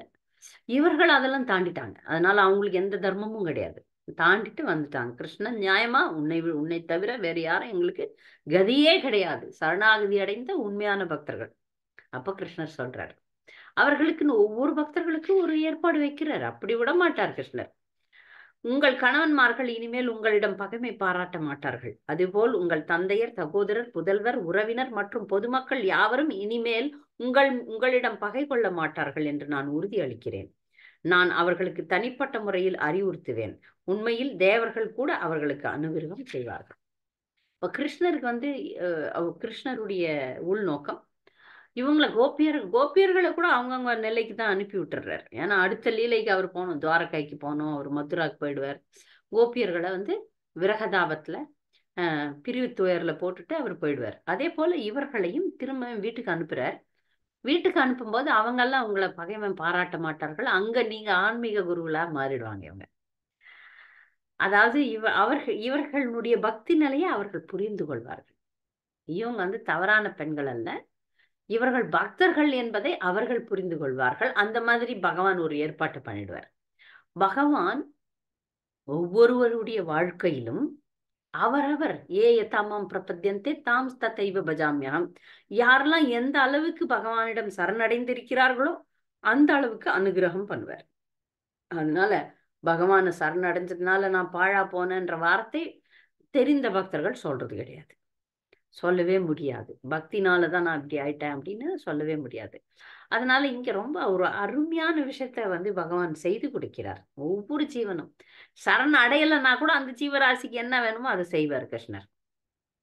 ஒரு விஷம் கக்கிற பாம்பு இருக்கு, அதுக்கு சாப்பாடு போட்டுருவார். அது வாழ்நாட்காலம் ஒரு 10 வருஷம். ஒரு பாம்பு ஒரு 10 வருஷம் வாழுது, இல்லை 2 வருஷம், எத்தனை வருஷம் வாழுதோ எனக்கு தெரியாது.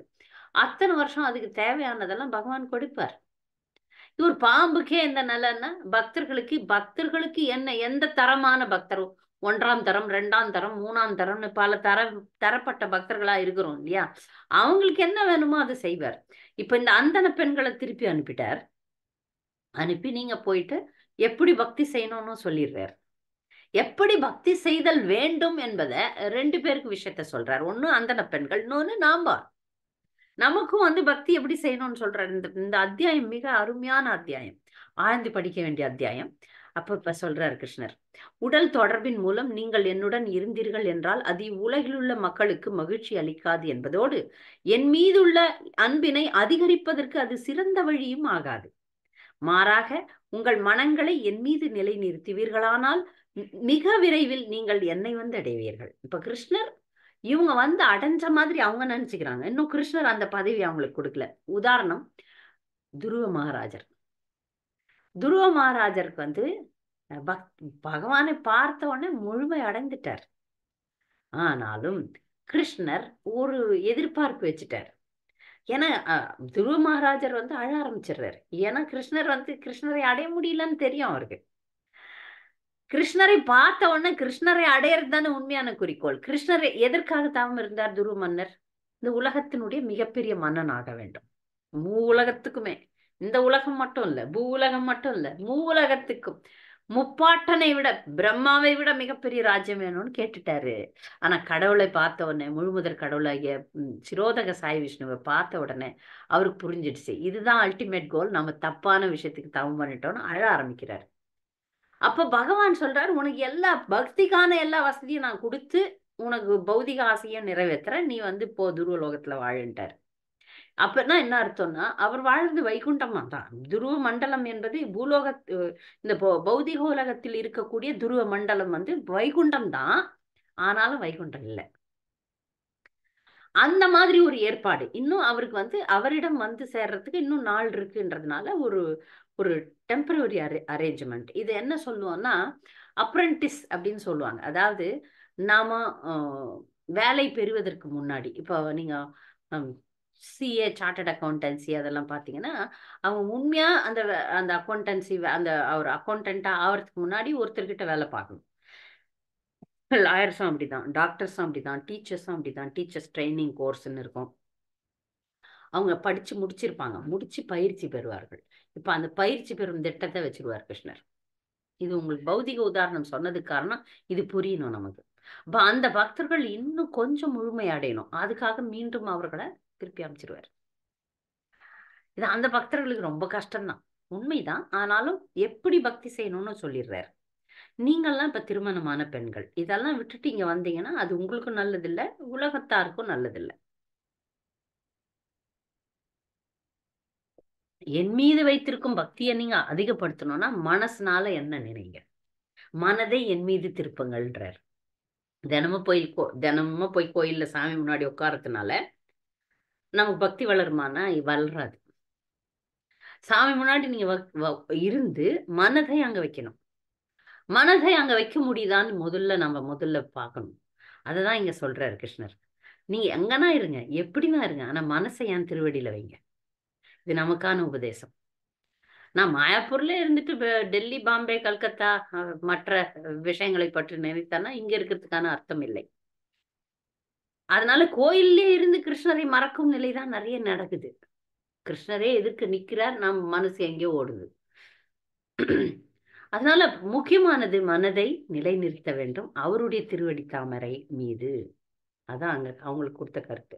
அடுத்த ஒரு ஸ்லோகத்திலையும் எப்படி பக்தி செய்ய வேண்டும்னு சொல்றார். என்னை பற்றி கேட்பதனாலும், எனது திருமூர்த்த வடிவத்தினை தரிசிப்பதனாலும், என்னை தியானிப்பதாலும், எனது நாமங்களையும் கீர்த்திகளையும் ஓதுவதினாலும் என் மீது கொண்ட அன்பு வளருமே அல்லாது உடல் ரீதியாக எனது அருகாமையில் இருப்பதினால் வளர்ச்சி பெறாது. அதனால் உங்கள் இல்லங்களுக்கு நீங்கள் திரும்பி செல்வீர்களாக. இவங்க இன்னும் கொஞ்சம் முழுமை பெறறதுக்கு இருக்கு. அதனாலதான் கிருஷ்ணர் வந்து அவர்களுடைய அன்பை ஆதரித்தார், அவர்களுக்கான இந்த லீலையே. ஆனாலும் சொல்லிட்டார், என் மேல பக்தி வளரணும்னா இதெல்லாம் நீங்க செஞ்சுட்டு வாங்க அப்படி சொல்லி அனுப்புறார். இப்ப இவர்களுக்கு ஆபத்தும் இல்லை, இவர்களுடைய பக்திக்கு ஒரு பாதகம் வராம கிருஷ்ணர் பார்த்துப்பார்.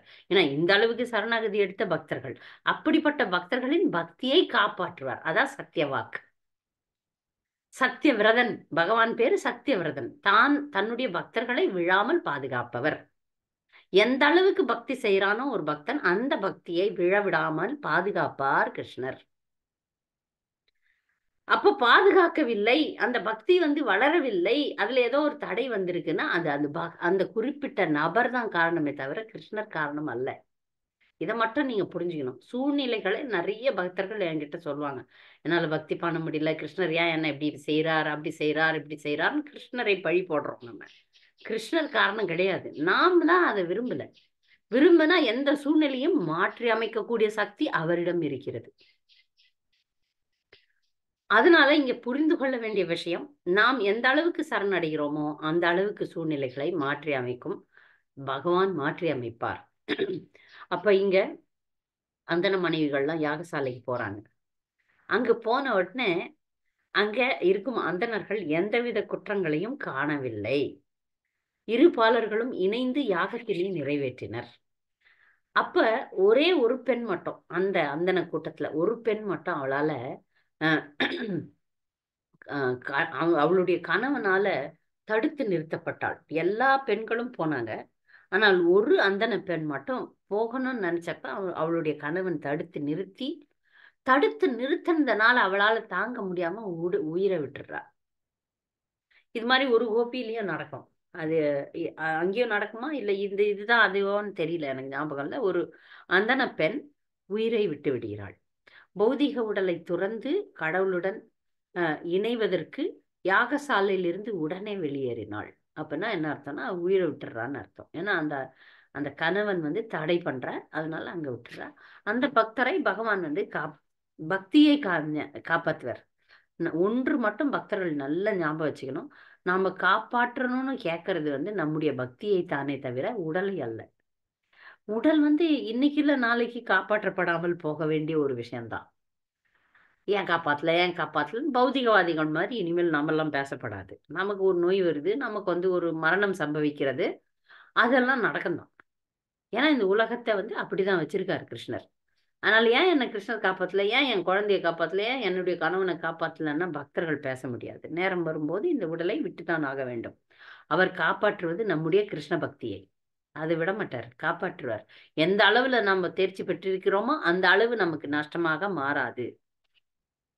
அடுத்து பகவான் கோவிந்தன் அந்த 4 வகை உணவுகளையும் ஆயர்குல சிறுவர்களை உண்ணுமாறு செய்தார். எல்லாம் வல்ல பகவான் தானும் சாப்பிட்டார். அப்படி இந்த லீலைகளை நடத்துவதற்காக பகவான் ஒரு மனித சமுதாயத்தின் இயல்புகளை பாவனை செய்தார்னு எழுதுறாங்க. தனது பசுக்களையும் ஆயர்குல நண்பர்களையும் கோபியர்களையும் தமது எழில் வாக்கு மற்றும் செயல்களினால் மகிழ்விப்பதில் இன்பம் எய்தினார். தன்னுடைய பக்தர்களுக்கு இன்பம் கொடுத்து அவரும் இன்பத்தை அனுபவிக்கிறார் பகவான். அப்ப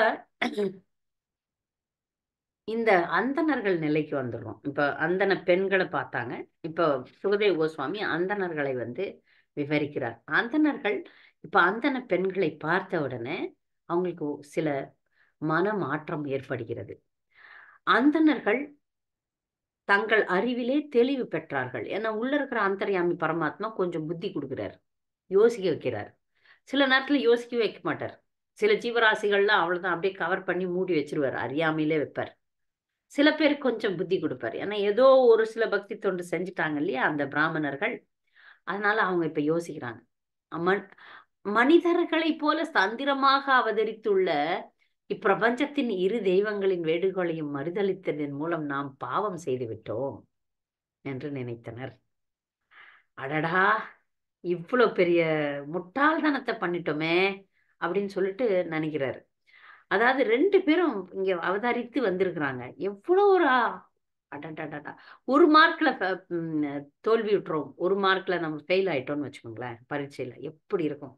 இந்த அந்தணர்களுக்கு வாய்ப்பு கிடைச்சி கிருஷ்ணன் வந்து நிக்கிறாரு, இவங்க வந்து முட்டாள்தனமாக விட்டுட்டோமே அப்படின்ற ஒரு அறிவு வந்திருக்கு. அந்த அறிவும் முழுமையான அறிவு இல்லை பாருங்க. முழுமுதற் கடவுளான பகவான் கிருஷ்ணர் மீது தமது மனைவியர் வைத்திருக்கும் தூய உன்னத பக்தியினை கண்டு அது போன்ற பக்தி தம்மிடத்தில் இல்லையே என்று அறிந்த அந்தணர்கள் பெரிதும் துக்கித்து தம்மை தானே நிந்திக்க தொடங்கினர். என்ன பிரயோஜனம், இதெல்லாம் பண்ணிருக்கனே, 3 பிறவி எடுத்திருக்கிறோம்.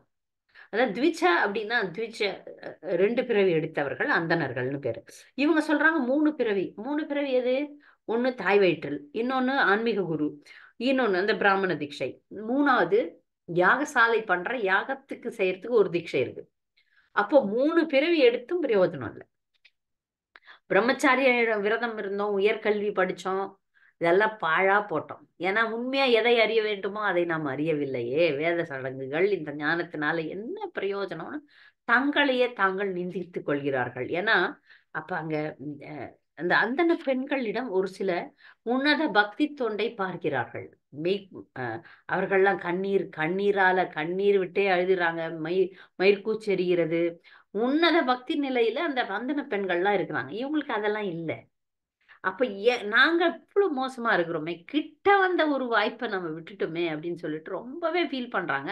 ஆனா அந்த ஒரு ரொம்ப அதிகமாக அதற்காக ஆசைப்படுறதுல கூட ஒரு குறை இருக்கிறது. என்ன குறைன்னு பார்க்கலாம். சுகதேவ கோஸ்வாமி சொல்றார், ஜகத்குருவான பகவான் கிருஷ்ணரின் மீது இப்பெண்கள் வைத்திருக்கும் அளவிலாத அன்பை சிறிது பாருங்கள். அவர்களின் இந்த அன்பு இல்லற வாழ்வின் மீது உள்ள பற்று எனும் அவர்களின் மரண பந்தங்களை உடைத்து நொறுக்கிவிட்டது.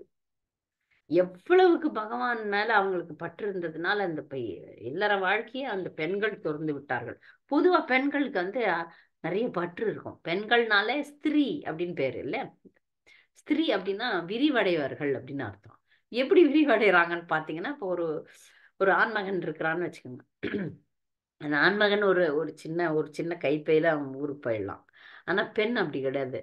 அப்படியே இந்த சாமான் அந்த சாமான், அது இது, பெட்டி படுக்கை குழந்தை குட்டி. அதனால என்ன பார்த்தோம்னாலே பேச்சுலரா இருக்கிற ஆண்மகன்கள்லாம் பார்த்தீங்கன்னா நாங்கெல்லாம் சிம்பிளா இருந்தோம். இப்போ அப்படி ஆக முடியல, ஏன்னா மனைவி வந்துட்டு, அதனால பெட்டி படுக்கெல்லாம் நிறைய ஆயிப்போச்சு அப்படின்னு சொல்றாங்க.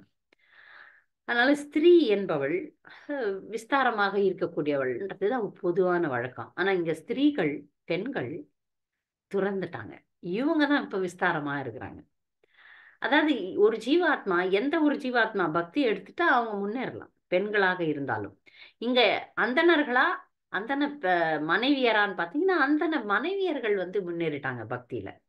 அவர்களுக்கு எந்த பற்றும் இல்லை, அதை அவங்க கண்டுபிடிக்கிறாங்க, அந்தணர்கள் கண்டுபிடிச்சிட்டாங்க. அப்ப அவங்களுடைய அந்த பக்தி பரவச நிலையை பார்க்கிறார்கள். அவர்களை நிந்திக்க முடியாது. இப்போ ஒரு முனிவர்களை போய் நிந்திக்க முடியுமா? ஏன்னா அவங்க அவங்க அவங்க கிட்ட இந்த பக்தியை பிரிக்க முடியாது. முற்றும் துறந்த முனிவர்கள், மிக உயர்ந்த பக்தர்கள், இவங்க கிட்ட இந்த பக்தியை பிரிச்சு பாருங்க, முடியாது. அது போல இந்த பெண்கள் ஆயிட்டாங்கன்றத கணவர்கள் உணர்ந்து விட்டார்கள். இப்ப இவங்க தான் எங்களுக்கு குருன்ட்டாங்க, சொல்லிட்டாங்க. இப்ப எங்களுடைய மனைவியர்கள் தான் எங்களுக்கு ஆன்மீக குரு அப்படின்னு சொல்லி ஏற்றுக்கொண்டு, மனைவிகளை ஆன்மீக குருக்களாக ஏற்றுக்கொண்டதோடு அவர்களை தமது மனைவியராகவோ அல்லது உடமையாகவோ நினைக்கவில்லைன்னு மாறிட்டாங்க. இனி இது மனைவின்னா என்ன அர்த்தம்? நிறைய பேர் பாத்தீங்கன்னா மனைவி, யூ ஆர் மை சர்வெண்ட் எப்படி ஒரு ஒரு ஆண்மகன் சொல்லி நான் பார்த்திருக்கேன். ஏன்னா இந்த பக்திக்கு வந்ததுக்கு அப்புறம், ஏன்னா பக்தியில எப்போதுமே சொல்லப்படுது இல்லையா, கணவனுக்கு மனைவி ஒரு சேவகி அப்படின்றத நாம சொல்லித்தரோம். அதான் உண்மை. அதை கேட்டதுல இருந்து ஆண்மகன்களுக்குலாம் ஒரு கர்வம் வந்தது. யூ ஆர் மை சர்வெண்ட் அப்படின்னு கடைசி வரைக்கும் சர்வெண்டாக வைக்கிறான். ஆனா அந்த ஒரு குறிப்பிட்ட, இப்ப நான் சொல்றேன், அந்த குறிப்பிட்ட பெண் அதனால பணிவு பணிவு பணிவு பணிவு பணிவுன்ட்டு பக்தியில ரொம்ப முன்னேறா. அந்த ஆண்மகன் அதே மாதிரி அடக்கி அடக்கி அடக்கி ஆகி பக்தியில கொஞ்சம் பின்னேற்றம் தான். என்னதான் வேதம் எல்லாம் படிக்கிறார், அவர் வேதம் படித்தவர், பெரிய பெரிய இலக்கியங்கள்லாம் கரைச்சி குடிக்கிறார்.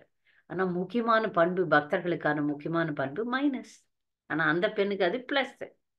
இந்த அந்தணர்கள் சூழ்நிலை தான் அந்த குடும்பத்துல நடக்குது. இதெல்லாம் பார்த்துட்டு, ஆனால் இந்த அந்தணர்கள் மனம் மாறிவிட்டார்கள்.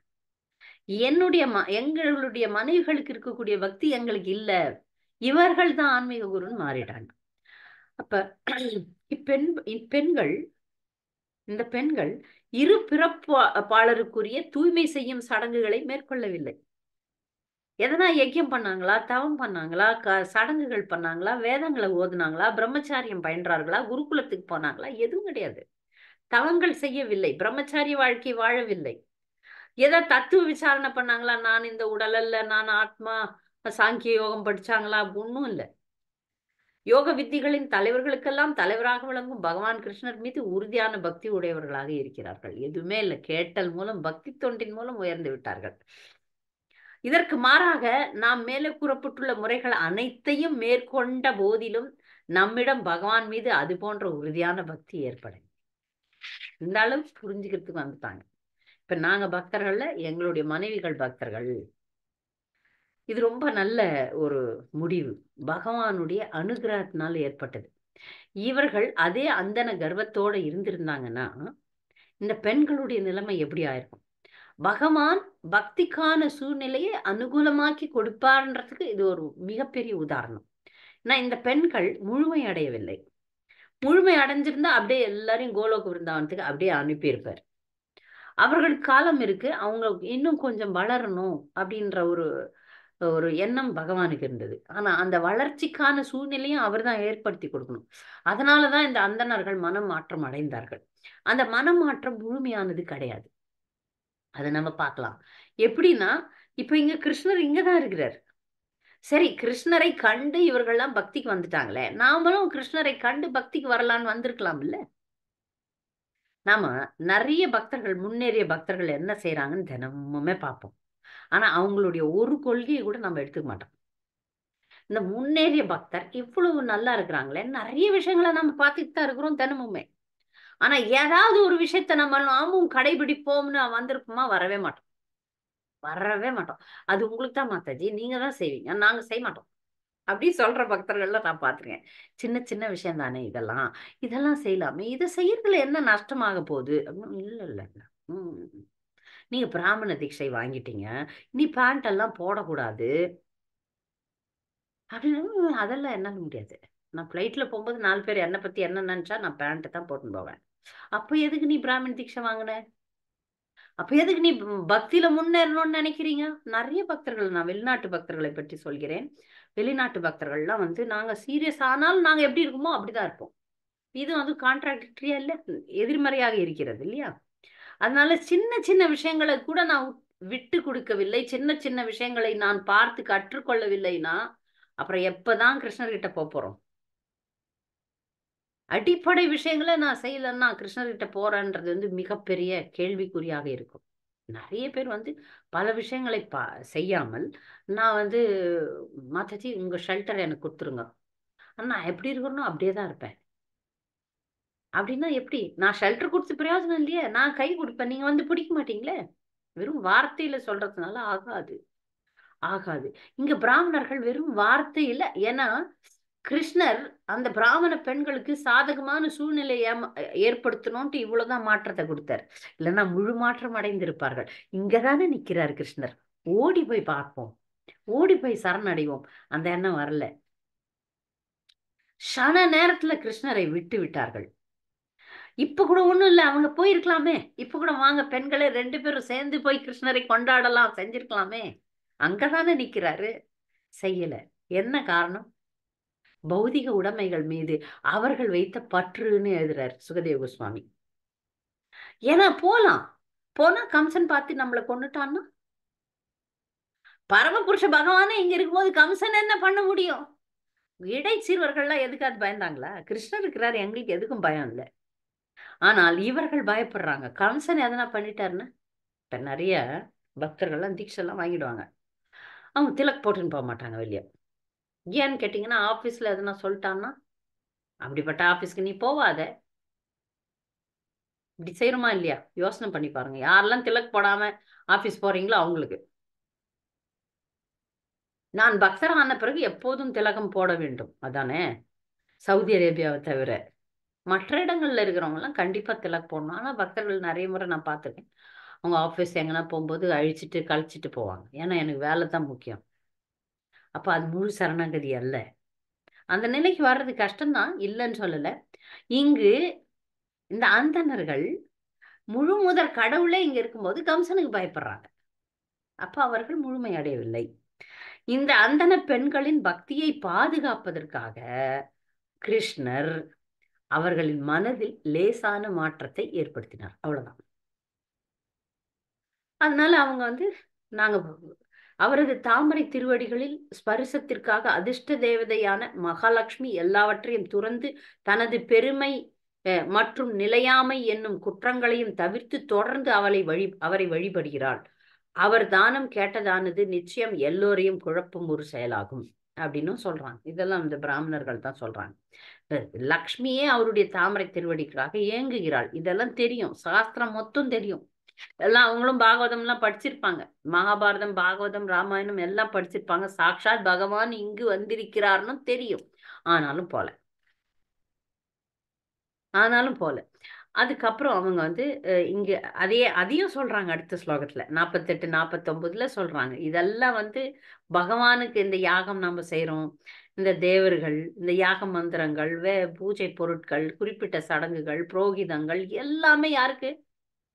எல்லாமே கிருஷ்ணரை திருப்திப்படுத்துவதற்கு தான். அவரே இங்க நேர்ல வந்திருக்கிறாரு. இத கூட நம்ம அறியாத மூடர்கள்னு சொல்றாங்க இவங்க. கிருஷ்ணரை அறியாத மூடன், கிருஷ்ணரை அறியாத மூடன்னு சொல்லின்னு திரியிறாங்க. ஆனாலும் கிருஷ்ணரிடம் போகவில்லை. அதற்குதான் ஆச்சாரியர்கள் கருத்து சொல்றாங்க, அந்த அளவுக்கு அவங்களுக்கு வந்து பக்தி வளரவில்லை. அவர்கள் ஒன்னும் வளரலன்றது ஒரு காரணம். இன்னொரு காரணம் பௌதிக பற்று. அவங்க ஆரம்பத்துல நம்ம பார்த்தோமே, சொர்க்கத்துக்கு போறதுக்கு தான் யஜ்யம் பண்ணாங்க, ஆங்கிரச யஜ்யம். ஒருவேளை இந்த வாழ்க்கை முடிஞ்சதுக்கு அப்புறம் இந்த பிராமணர்கள்லாம் இங்கே பெரிய ஏதோ பிருகு முனி, அந்த முனி, இந்த முனியா இங்கதான் இருந்திருப்பாங்க, இல்ல சப்த ரிஷியில ஒருத்தரா ஆயிருப்பாங்க, ஏதோ ஒண்ணு முன்னேற்றம் கண்டிருப்பார்கள். ஆனால் அந்த அந்தன பெண்கள் கோலோக விருந்தாவனம் சென்றிருப்பார்கள். அவ்வளவுதான், அதான் முடிவு. அப்ப நாமெல்லாம் இன்னும் மாயாதேவினால சூழப்பட்டிருக்கிறோம். அப்படியே பேசி நம்முடைய குற்றத்தினை பகவான் மன்னித்து அருள வேண்டும் என்று நாம் நம்புகிறோம். அப்படிலாம் பேசி முடிகிறாங்க. அவர்கள் ஏன் விரஜத்திற்கு போகவில்லை என்றுதான் கடைசி ஸ்லோகம். அது உயிருக்கு பயந்து கொண்டு. உயிரை கொடுப்பவன், யாருடைய உயிரையும் பகவான் நினைச்சாதான் எடுக்க முடியும். அவங்க கம்சனுக்கு பயந்தாங்கன்னும் போதே இந்த சரணாகதி, இந்த மனமாற்றம் முழுமையானதல்ல என்பதை நாம் புரிந்து கொள்கிறோம். அதனால கிருஷ்ணருக்கு அவங்க விரஜத்துக்கு போய் சரணடைஞ்சிருக்கலாம். முழுமையா சரணடைந்த பக்தர்கள் யாருக்கும் எதுக்கும் பயப்பட மாட்டாங்க, எந்த ஒரு விஷயத்திற்கும் பயப்பட மாட்டார்கள். முழுமையாக சரணடைந்த பக்தர்கள். இப்போ இவங்க அந்தணர்கள் முழுமையாக சரணடையாதனால கம்சனை பயந்து கொண்டு விரஜத்தில் சென்று பகவானை தரிசிக்கவில்லை. இதோட இந்த அத்தியாயம் முடியுது. பக்தர்களுக்கு இதுல கேள்விகள், கூடுதல் கருத்துக்கள் இருந்தா தெரிவிக்கலாம்.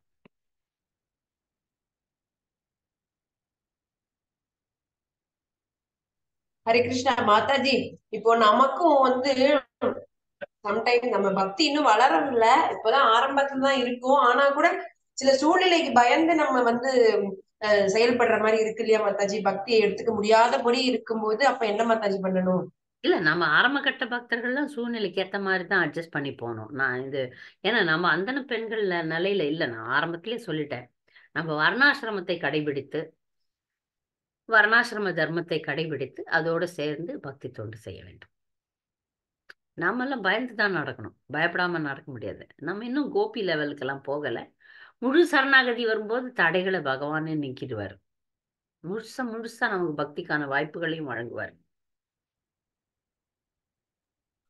ஓகே மாதாஜி. அதான் நீங்க சொன்னீங்க இல்லையா, அந்த சூழ்நிலைகள் மாறும்னு, அந்த மாதிரி நம்மளுடைய அந்த விருப்பத்துக்கு ஏத்த மாதிரி நம்முடைய சூழ்நிலைகள் ஆழமா நம்ம வளர வளர சூழ்நிலைகள்லாம் விலகிடும். பனி விலகிற மாதிரி சூரியன் வர வர பனியெல்லாம் விலகிடும். அந்த மாதிரி பனி நம்முடைய தடைகள்லாம் விலகிடும். நீங்க 24 மணி நேரம் சேன் பண்ணுன்ற தீவிர முடிவுக்கு நீங்க வந்துட்டீங்கன்னா மற்றதெல்லாம் விலகி போயிடும், மற்ற விஷயங்கள் விலகிடும். ஓகே மாதாஜி. இப்ப நான் கூட எல்லாருமே, நான் முக்கியமாக நான் ஆரம்ப கட்ட பக்தர் தான், ஆரம்ப நிலை பக்தர் தான். ஆரம்ப நிலையோட கீழே பக்தர், ஆரம்ப நிலையே ஒரு பெரிய நிலை, அதை விட கீழ்பட்ட பக்தர்கள் தான். அது இப்ப நம்ம பேசுறதெல்லாம் மிக உயர்ந்த நிலை. நாம இப்ப படிக்கிறது மிக உயர்ந்த பக்தி நிலை. அதனால இத கூட நம்ம சம்பந்தப்படுத்தியே பார்க்க முடியாது நம்முடைய நிலைமை. எந்த நிலையிலும் நம்ம சம்பந்தப்படுத்திக்க கூடாது. அது வார்னிங். சொல்லுங்க சுந்தரி மாதாஜி. ஹரே கிருஷ்ணா மாதாஜி. தண்டோத் பிரணாம் மாதாஜி. மாதாஜி, இந்த பகவத்கீதையில விஸ்வரூபம் இந்த இதுல பாத்தீங்கன்னா அர்ஜுனன் வந்து முழுமையா சரணாகதி அடைஞ்ச பக்தன் தானே மாதாஜி? அவர் இந்த விஸ்வரூப தர்சனம் பார்த்துட்டு அவர் சொல்லுவாரு, எனக்கு ரொம்ப பயமா இருக்கு அப்படிலாம் சொல்லுவார்ல மாதாஜி? உண்மையான அன்பு இருக்கவங்க பயப்பட மாட்டாங்கன்னு சொன்னீங்க, சரணாகதி அடைஞ்சவங்க.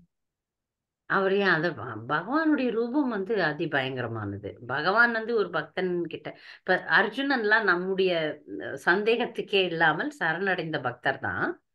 அங்க அவருக்கு இது வந்து ஒரு லீலை, பகவானுடைய நேரடி லீலை இல்ல. பக்தர்கள் எப்படி செயல்படணும்ன்றத கூட அவரு தான் நிர்ணயிக்கிறார், பக்தன் நிர்ணயிக்கிறது இல்ல, ஆட்டுவிக்கப்படுறார்.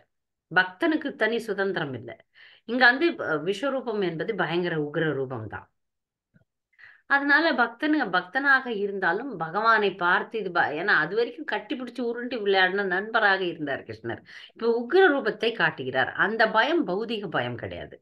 இதெல்லாம் ஆன்மீகத்துல வெளிப்படுகின்ற தூய உணர்வுகள்.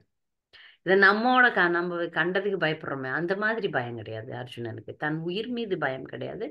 அவருடைய ரூபமே உக்ர ரூபம். அங்கு அர்ஜுனன் அந்த உணர்ச்சிகளை வெளிப்படுத்தணுன்றதையும் அர்ஜுனன் கிருஷ்ணரால ஆட்டுவிக்கப்படுகிறான். அப்படித்தானே புரிந்து கொள்ள வேண்டுமே தவிர, அர்ஜுனன் என்பவர் சந்தேகத்துக்கே இடமில்லாமல் பயமற்ற பக்தர் தான். உயிருக்கோ பௌதிக விஷயங்களுக்கோ பயப்படுற நபர் இல்ல அர்ஜுனன். அங்க அப்படி ஆட்டி வைக்கிறார் கிருஷ்ணர், அதனால அவரு அப்படி ஆடுறார். அர்ஜுனனுக்கு ஏன் எங்க பயம் வரப்போகுது? எவ்வளவு பெரிய படைகளை பார்த்தே அவருக்கு பயம் வரல. அர்ஜுனன் என் பொறுத்த வரைக்கும் அர்ஜுனன் வந்து நித்திய சகா, நித்திய சூரி. அவருக்கு இது மாதிரி கேள்வியே நமக்கு வரக்கூடாது. ஆக்சுவலா அங்க பகவான் அவர் பயம் கொள்ற மாதிரி ஆக்ட் பண்ண சொன்னாரு, அதனால ஆக்ட் பண்றாரு, அவ்வளவுதான். ஏன்னா அப்புறம் அவருக்கும் அவருடைய எண்ணங்களுக்கும் கிருஷ்ணருடைய எண்ணங்களுக்கும் வேறுபாடே கிடையாது. அது வந்து ஒரு கைவல்ய நிலை. இப்ப பக்தன் என்ன நினைக்கிறானோ அதுதான் பகவானும் நினைக்கிறார், பகவான் என்ன நினைக்கிறாரோ அதுதான் பக்தனும் நினைக்கிறான். பகவான் பக்தன் அவங்களுடைய எண்ணத்துல வேறுபாடே கிடையாது. அவ்வளவு நெருக்கமானவர்கள் அவர்கள். அதனாலதான் பகவத்கீதை அவருக்கு சொல்லணும்னு எடுக்கிறார். பாண்டவர்கள்ல கூட அர்ஜுனன் ரொம்ப பிரியமானவன். 5 பேரும் பிரியமானவர்கள். அதுல முக்கியம் அர்ஜுனன். அதனாலதான் யுதிஷ்டரை தேர்ந்தெடுக்க, தர்மவான் பார்த்தா யுதிஷ்டர் தான். ஆனா யுதிஷ்டரை தேர்ந்தெடுக்கல, அர்ஜுனனை தான் தேர்ந்தெடுத்தார். அப்ப எவ்வளவு நெருக்கம்னு பாருங்க. அது நமக்கு சந்தேகமே வரக்கூடாது அர்ஜுனன் மேல. அவர் சொன்னாரு பயப்படு அப்படின்னாரு, பயந்தார். அவருக்கு ஏன் பயம் வரப்போகுது? அந்த ரூபம், அதாவது விஸ்வரூபம் என்பது பௌதிக ரூபம், ஆன்மீக ரூபம் கிடையாது. அது பயங்கரமானது அப்படின்றத பக்தன் மூலம் காட்டணும்ட்டு காட்டுறார். அவருக்கு பக்தனுக்கு இந்த பயங்கரமான ரூபம் வேண்டாம், பகவானுடைய அன்பான ரூபம் வேணும். அதை அவர் சொல்றார். அது லீலையே தவிர அர்ஜுனனுக்கு பயம் எதை கொண்டும் பயம் கிடையாது.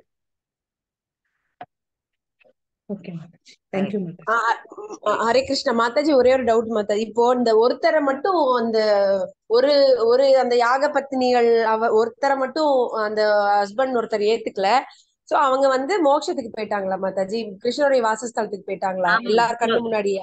கண்டிப்பா எல்லாரும் கண்ணு முடியாதுல, அது லைட்டா தானே போட்டிருக்கிறாங்க. யாருன்னு பேர் கொடுக்கல. ஒரு பெண், ஒரு அந்தன பெண் பகவானை சென்று அடைந்திருப்பார்கள், அவ்வளவுதான். இதுவும் பகவானுடைய ஒரு விருப்பம் தான் இல்லையா மாதாஜி? ஒருத்தர் மட்டும் அவங்க முழுமை பெற்றிருக்கலாம், முழுமை பெற்றிருக்கலாம், அதனால கொடுத்திருப்பாரு. பகவானை சென்று அடைந்த மாதிரிதான் போட்டிருக்காங்க இல்லையா? ஓகே மாதாஜி. ஒரு பெண் மட்டும் இல்ல. சில நேரங்கள்ல பகவான் உயிரை எடுக்கலாம், அவங்களுக்கு மோட்சத்தை கொடுக்கறதுக்கு இது மாதிரி ட்ரைனிங்ல போடுவாரு. வேற எங்காவது பகவானுடைய லீலை நடக்கிற இடத்துல அங்க போட்டு அங்க அவர்கள் பயிற்சி பெறுவார்கள். பயிற்சி பெற்ற பிறகுதான் கோலோகத்துல அனுமதி உண்டு. சில பக்தர்கள் நேரடியா கோலோக விருந்தாவனமே போறாங்க. ஒரு பக்தர் சொன்னாங்க, முழுமை பெற்ற பக்தர்களுக்கு அந்த ட்ரைனிங் கூட கிடையாது, செவரு தொடச்சிட்டீங்களா? ட்ரைனிங் கூட கிடையாது, பயிற்சி கூட கிடையாது.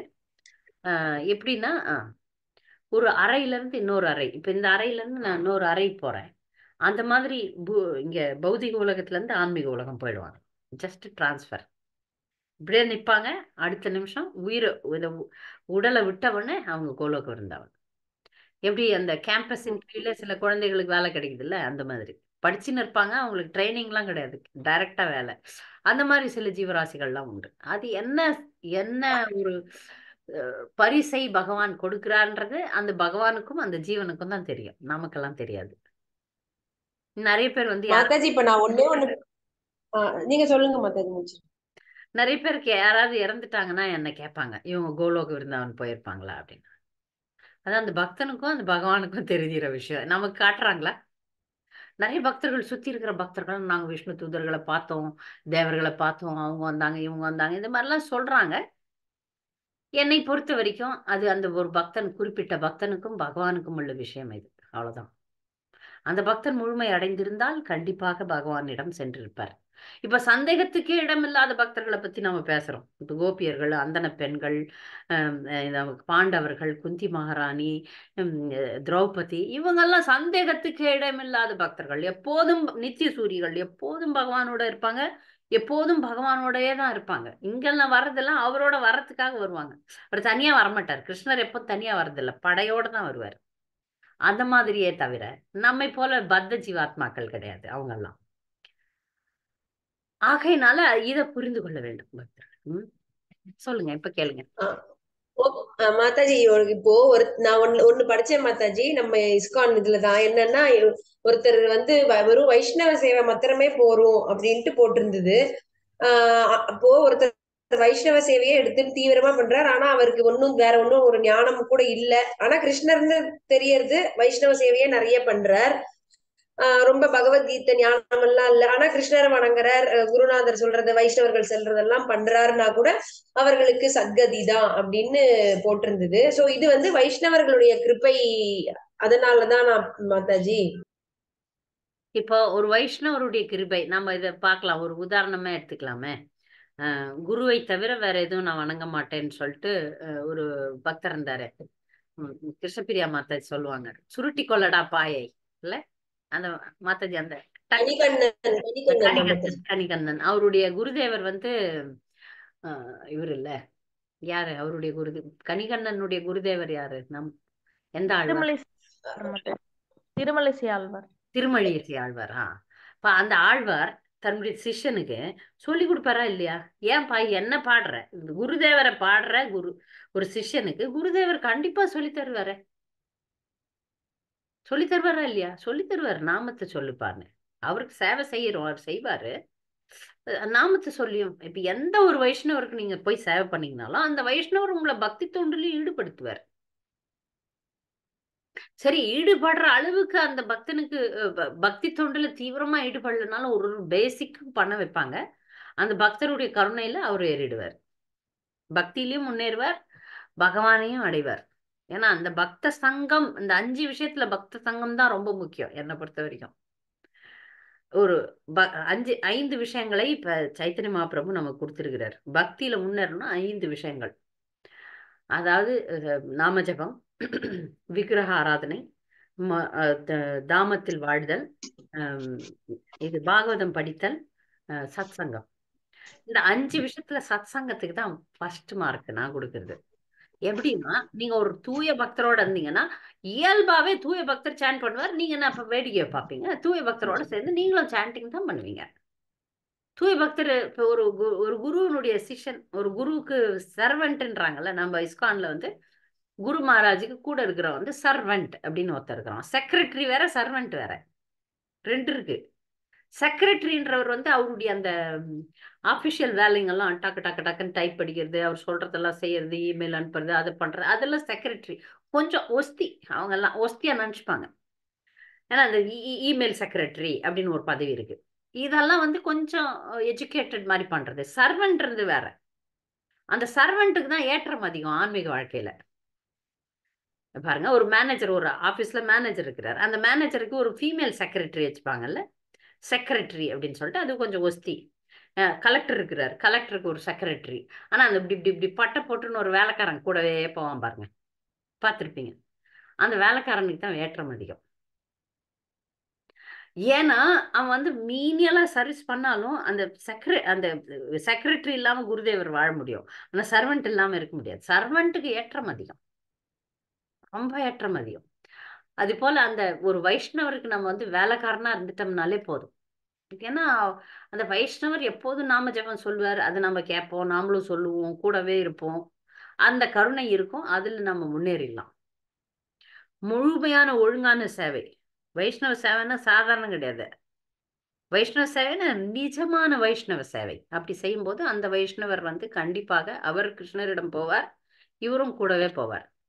இதனாலதான் திருக்கச்சி நம்பிகளுக்கு கிருஷ்ணர் திருக்கச்சி நம்பிகள் கிட்ட எப்பவுமே தினமுமே வரதராஜ பெருமாளிடம் திருக்கச்சி நம்பிகள் பேசுவார். பேசக்கூடிய அளவுக்கு பக்தர்னு பாத்துங்க, இப்படி நார்மலா பேசுவார். அப்ப திருக்கச்சி நம்பிக்கு சேவை செய்யற ஒரு பக்தன், ஒரு சாதாரண கூலி தொழிலாளி, செருப்பு தைக்கிறவன், நம்பிகளே நீங்க தான் தினமும் பேசுறீங்களே, எனக்கு மோட்சம் கிடைக்குமா, நான் கிருஷ்ணரை போய் அடைவனா, கேட்டுட்டு வாங்கன்னு. அப்படின்னும் போது அவர் போய் கேட்கிறாரு பகவானு, இந்த மாதிரி என்னுடைய வேலை செய்யறவன் கேட்கறான். கண்டிப்பா நீ இவ்வளவு பெரிய பக்தன், உனக்கு தொண்டு செய்யறான்னா அவனுக்கு கண்டிப்பா மோட்சம் உண்டு அப்படின்னு சொல்லிடுறாரு. அப்ப சந்தோஷமா வந்து சொல்லிடுறாரு. சொன்னதுக்கு அப்புறம் மறுநாள் ஞாபகம் வருது திருக்கச்சி நம்பிகளுக்கு. அவருக்கு இப்ப மோட்சம் கொடுக்குறாரு, எனக்கு கொடுப்பாரா, என்னைக்கும் நான் கேட்கணும்ல அப்படின்னு சொல்லிட்டு அவர் கேட்கிறாரு, நான் மோட்சம் பெறுவேனா? பகவான் சொல்றாரு இல்ல அப்படின்னு. என்ன பெருமாளே, தினமும் நான் உனக்கு கைங்கரியம் பண்றேன், தினமும் வந்து உன்னோட பேசி கொண்டிருக்கிறேன், எனக்கு நீ மோட்சம் தர மாட்டேன்னா இது என்ன அநியாயமா இல்ல? எனக்கு என்னுடைய சர்வெண்ட்டுக்கு மோட்சம் தர, நான் எனக்கு தர மாட்டேன்னு சொல்றிய, என்ன அர்த்தம் அப்படின்னு. நீ வைஷ்ணவ சேவை செய்யல, நீ எவ்வளவு உயர்ந்த பக்தனானா இருக்கட்டும், ஆனா என்னுடைய வைஷ்ணவர்களுக்கு நீ சேவை செய்யணும்னு சொல்லுவார். இது நடந்தது. அதுக்கப்புறம் அவர் ஓடி போய் ஒரு ஏன் அப்ப அவரு ஒரு ஆச்சாரிய நிலையில இருக்கிறதுனால யாரும் அவருக்கு மீனியல் சர்வீஸ கொடுக்க மாட்டாங்க. அப்ப அவர் எப்படி செய்வார், எப்படி ஒரு வைஷ்ணவருக்கு சேவை செய்வார்? அதனால மாறு வேடத்துல போயிட்டு ஒரு குதிரை ஓட்டியா இருப்பார். ஒரு பக்தனுக்கு குதிரை வண்டி இருக்கும், அந்த குதிரை வண்டி ஓட்டுநரா போவார். அப்புறம் மாட்டு தொழுவத்துல போய் சேவை செய்வார். ரொம்ப நாள் கழிச்சு கண்டுபிடிச்சிருவாங்க அவர் யாருன்னு. அதுக்கப்புறம் அவர் வந்து ராமானுஜருக்கு குருவாக இருந்தாலும் ராமானுஜருக்கு ஒரு சேவகனா தான் இருப்பார். ராமானுஜர் உயிர் போறதுக்கு பதில் இவருடைய உயிர் போயிடும். அதனால அதுக்கப்புறம் இது புரிந்த உண்மை, பகவான் வந்து எந்த ஒரு பக்தரையும் நீ பக்தனுக்கு பக்தனாக இருக்கணும் அப்படின்ற ஒரு அறிவுரையை பகவான் கொடுக்கிறார். அதனால பக்த சேவை மிக மிக முக்கியம். வைஷ்ணவ சத்சங்கம் இந்த 5 விஷயங்களில் மிக முக்கியமானது, ரகசியமானது. இத நம்ம புரிஞ்சிட்டோம்னா எந்த வைஷ்ணவரையும் நிந்திக்கவும் அந்த வைஷ்ணவர்களை நாம் திருப்திப்படுத்தி அது மூலம் பகவானை திருப்திப்படுத்துவோம். மாதாஜி, இப்போ இன்னொரு ஒரு டவுட் மாதாஜி. இப்போ அசோசியேஷன் இருக்கு, சாண்டிங் பண்றோம், பாகவதம் கேக்குறோம், அப்பப்ப தாமத்துக்கும் போறோம். ஆனா டெய்டி வர்ஷிப் பண்ற அளவுக்கு வீட்டு சூழ்நிலை இல்ல அப்படின்னா கூட பரவாயில்ல தானே மாதாஜி? டெய்டி வர்ஷிப் அப்படின்றதனுடைய விளக்கம் என்னன்னு பாத்தீங்கன்னா, வீட்டுல வந்து நீங்க நாம ஜபம் தான் இப்ப கலியுகத்துல முக்கியமானது. டெய்டி வர்ஷிப்ன்றது வந்து கோயில்ல டெய்டி வர்ஷிப் பண்ணோம்னா நம்ம அசிஸ்டன்ட் பண்ணோம்னாலே போதும். அங்க போய் ஏதாவது சேவை டெய்டி வர்ஷிப் பண்றவங்களுக்கு நம்ம அசிஸ்டன்ஸ் வேலை பண்ணோம்னாலே போதும். இப்போ உதாரணத்துக்கு எப்படின்னு சொல்றேன் பாருங்க. இங்க கோயில் இருக்கு, அந்த கோயில்ல வந்து பூஜாரி தான் எல்லாம் பண்றாரு. நாங்க போய் அவருக்கு எடுபடி வேலை, அது ஒரு மாலை கட்டி கொடுக்கறது, அங்க அந்த பாத்திரம் துளக்கி கொடுக்கறது, அந்த மாதிரி பண்றதும் டெய்டி வர்ஷிப் தான். ஆர்த்தில நின்னீங்கனாலும் அவருக்கு பலன் போகுது இல்ல, ஆர்த்தி பண்றாருல பூஜாரி, ஆர்த்தி பண்றாருல, அதே பலனை பாக்குறவங்களுக்கும் போகும். அதுவும் டெய்டி வர்ஷிப் தான். டெய்டி வர்ஷிப்னா நீங்களே டெய்டி வர்ஷிப் பண்றதா இல்ல. ஒரு டெய்டி வர்ஷிப் பண்ற இடத்துல இப்ப நான் ஒரு இடத்துக்கு தினமுமே போறேன், அந்த இடத்துல வந்து ஒரு பூஜாரி இருக்கிறார், 2 பேரையும் நான் பார்ப்பேன். ஒரு பூஜாரி பக்தர் தான், எல்லாரும் மதிப்பாங்க. ஆனா ஒரு பையன் ஒரு சிறிய பக்தர் ஒருத்தர் இருக்கிறாரு, அவர் தொடப்ப எடுத்து பெருக்குவாரு, எல்லாருக்கும் வந்து பிரசாதம் கொடுப்பாரு, துடைப்பாரு, ஜன்னல் துடைப்பாரு, அது துடைப்பாரு, இது கழுவி தருவார், இந்த மாதிரி மீனியல் சர்வீஸ் பண்ணுவாரு. 2 பேரும் டெய்டி வர்ஷிப் தான். நீங்க வீட்டுல பண்றதும் டெய்டி வர்ஷிப் தான். டெய்டி வர்ஷிப் இல்லைன்னு எப்படி சொல்றீங்க? வீட்டுல வந்து போட்டோ வைங்க, போட்டோ வச்சு பகவானுக்கு வந்து நைவேத்தியம் பண்ணுங்க, பூ போடுங்க, ஆர்த்தி பண்ணுங்க, அதெல்லாம் டெய்டி வர்ஷிப் தான். நிஜமான டெய்டி வர்ஷிப்னா அது குரு உங்களுக்கு ஆணை கொடுக்கணும். குரு வந்து உங்களுக்கு டெய்டியை கொடுத்து நீ டெய்டி வர்ஷிப்பை நீ பண்ணு, இந்த கோயில்ல வந்து செய்யு அப்படின்னு சொல்லி குரு ஆணை கொடுக்கணும். அது வரைக்கும் நம்ம வீட்டுல நம்ம போட்டோ வச்சு பகவானை வந்து வீட்டுல ஆராதனை பண்றோம் பாருங்க, அதுவும் டெய்டி வர்ஷிப் தான். காலையில சாயங்காலம் விளக்கேற்றி ஆர்த்தி பண்ணி ஒரு கீர்த்தன் பண்ணி அவருக்கு நைவேத்தியம் பண்றதும் டெய்டி வர்ஷிப் தான். ஹரே கிருஷ்ண மாதாஜி, எனக்கு ஒருத்தர் லட்டு கிருஷ்ணர் கிஃப்ட் கொடுத்தாங்க. ஆனா நம்ம மகராஜ் வந்து விக்கிரகம் வச்சு வழிபடக்கூடாதுன்னு சொல்றாங்கன்னு சொல்லிட்டு அந்த வாங்கி போட்டோக்கு பின்னாடி வச்சிருக்கேன் அந்த லட்டு கிருஷ்ணர். போட்டோ பின்னாடி வைக்கலாம், ஒரு இடத்துல சாதாரணமா வச்சுக்கலாம். பூஜையை நீங்க ஆரம்பிச்சீங்கன்னா தான் பூஜையை தொடர்ந்து செய்யணும். அப்புறம் ஆல்டர்ல வைக்காம பத்திரமா ஒரு ஷெல்ஃப்ல கூட பேசாம வச்சுக்கலாம். ஓகே மாதாஜி. ஆனா நம்ம மகராஜ் தான் வைக்க கூடாதுன்னு சொல்றாங்களேன்ட்டு நான் பூஜையில் வைக்கல. ஆனா வாங்கி அப்படியே போட்டோக்கு பின்னாடி சம்பிரதாயம் வந்து லட்டு கோபால் சம்பிரதாயம் கிடையாது. முதலாவது யாருக்கு விக்கிரக ஆராதனையும் சிறப்பா செய்ய முடியுமோ அவங்களுக்கு தான் விக்கிரகத்தை குரு தருவாரு. நமக்கு வேண்டாங்கிறாரு. நாம விக்கிரக ஆராதனை அப்படின்றதுக்கு அர்த்தம் வந்து வீட்டுல நீங்க போட்டோ வச்சு நைவேத்தியம் பண்ணணும், விளக்கேத்தணும், ஆர்த்தி பண்ணணும், அதெல்லாம் போட்டோ கூட செய்யலாம். அதான் செஞ்சிட்டு இருக்கேன். அது செய்யறவங்கள நம்ம அசிஸ்டன்ட் வேலை பண்ணலாம். செய்யறவங்க ஆராதனை செய்யறவங்களுக்கு போய் ஏதாவது வேலை செஞ்சோம்னாலும் நாமளும் விக்கிரக ஆராதனையில கணக்கு எழுதிடுவார் கிருஷ்ணர். ஓகே மாதாஜி. ஹரே கிருஷ்ணா மாதாஜி. கேளுங்க. இப்போ அந்தன பெண்கள்னு மனைவியர்னு சொல்றாங்க. இப்போ வர்ணாசிரம தர்மம் வந்து ஆண்களுக்கு மட்டுமா, இல்ல பெண்கள் வந்து அதுல சேர்வாங்களா, இல்லாட்டி சூத்ரர்களுக்கும் கீழே ஸ்ரீ அப்படின்னு தனியாக பகவத்கீதையில சொல்றாங்க? ஆமா, பெண்கள் வந்து சூத்ரர்கள் மாதிரி தான். ஆனா வர்ணாசிரம் வரும்போது, தெய்வீ வர்ணாசிரம் வரும்போது பெண்கள்லாம் சூத்ர பிறப்புனால சூத்ரர்களாலும் பெண்களுக்கு எப்ப திருமணம் ஆகுதோ அப்ப அது அவங்களுக்கு இனிஷியேஷன், தீட்சை. அப்ப ஒரு பெண் பிராமணனை திருமணம் செய்து கொண்டால் அவள் பிராமணனாக மாறிவிடுகிறாள். ஒரு பெண் சத்திரியனை திருமணம் செய்து கொண்டால் அவளும் சத்திரிய பெண்ணாக மாறுகிறாள். அவளுடைய வர்ணம் வந்து கணவனை வச்சு மாறும். கணவன் வந்து சத்திரியன்னா பெரும்பாலும் சத்திரிய குணமுள்ள பெண்ணுக்கு தான் சத்திரியனை திருமணம் செய்து கொள்வார்கள். இந்த ஸ்திரீ தர்ம பத்ததி அப்படின்னு ஒரு புத்தகம் இருக்கு. அது முழுக்க முழுக்க இதை பற்றி தான் பேசுது. ஸ்திரீக்கு என்னென்ன தர்மம், எப்படி ஸ்திரீனுடைய வர்ணம் மாறுதுன்னா அவளுடைய தீட்சையின் போது அவளுடைய வர்ணம் கணவனுடைய வர்ணத்தை போல மாறுகிறது. அவங்க பக்தர்களா இருந்தா இந்த வர்ணத்துல எல்லாம் வர்றதில்லை. பெண்கள்லாம் சூத்திர கிடையாது, எதுவும் கிடையாது. பெண்கள்லாம் எப்ப தீட்சை பெற்று தீவிர பக்தர்களா இருக்காங்களோ அவங்க எல்லாம் வைஷ்ணவிகள். அவங்க சூத்ரா லிஸ்ட்ல வரமாட்டாங்க. எப்போ அவங்க 16 மாலைகள் ஜபிச்சு காலையில எழுந்து மடி ஆச்சாரத்தோட பகவானுக்கு வழிபாடு பக்தி தொண்டு தூய பக்தி தொண்டு செய்கிறார்களோ அப்ப அவங்க சூத்ரா கேட்டகிரி கிடையாது. அவங்க வந்து வைஷ்ணவிகள்.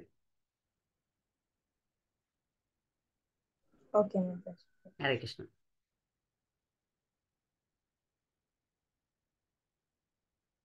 வேற ஏதாவது கேள்விகள் இருக்கா இந்த பக்தர்களுக்கு?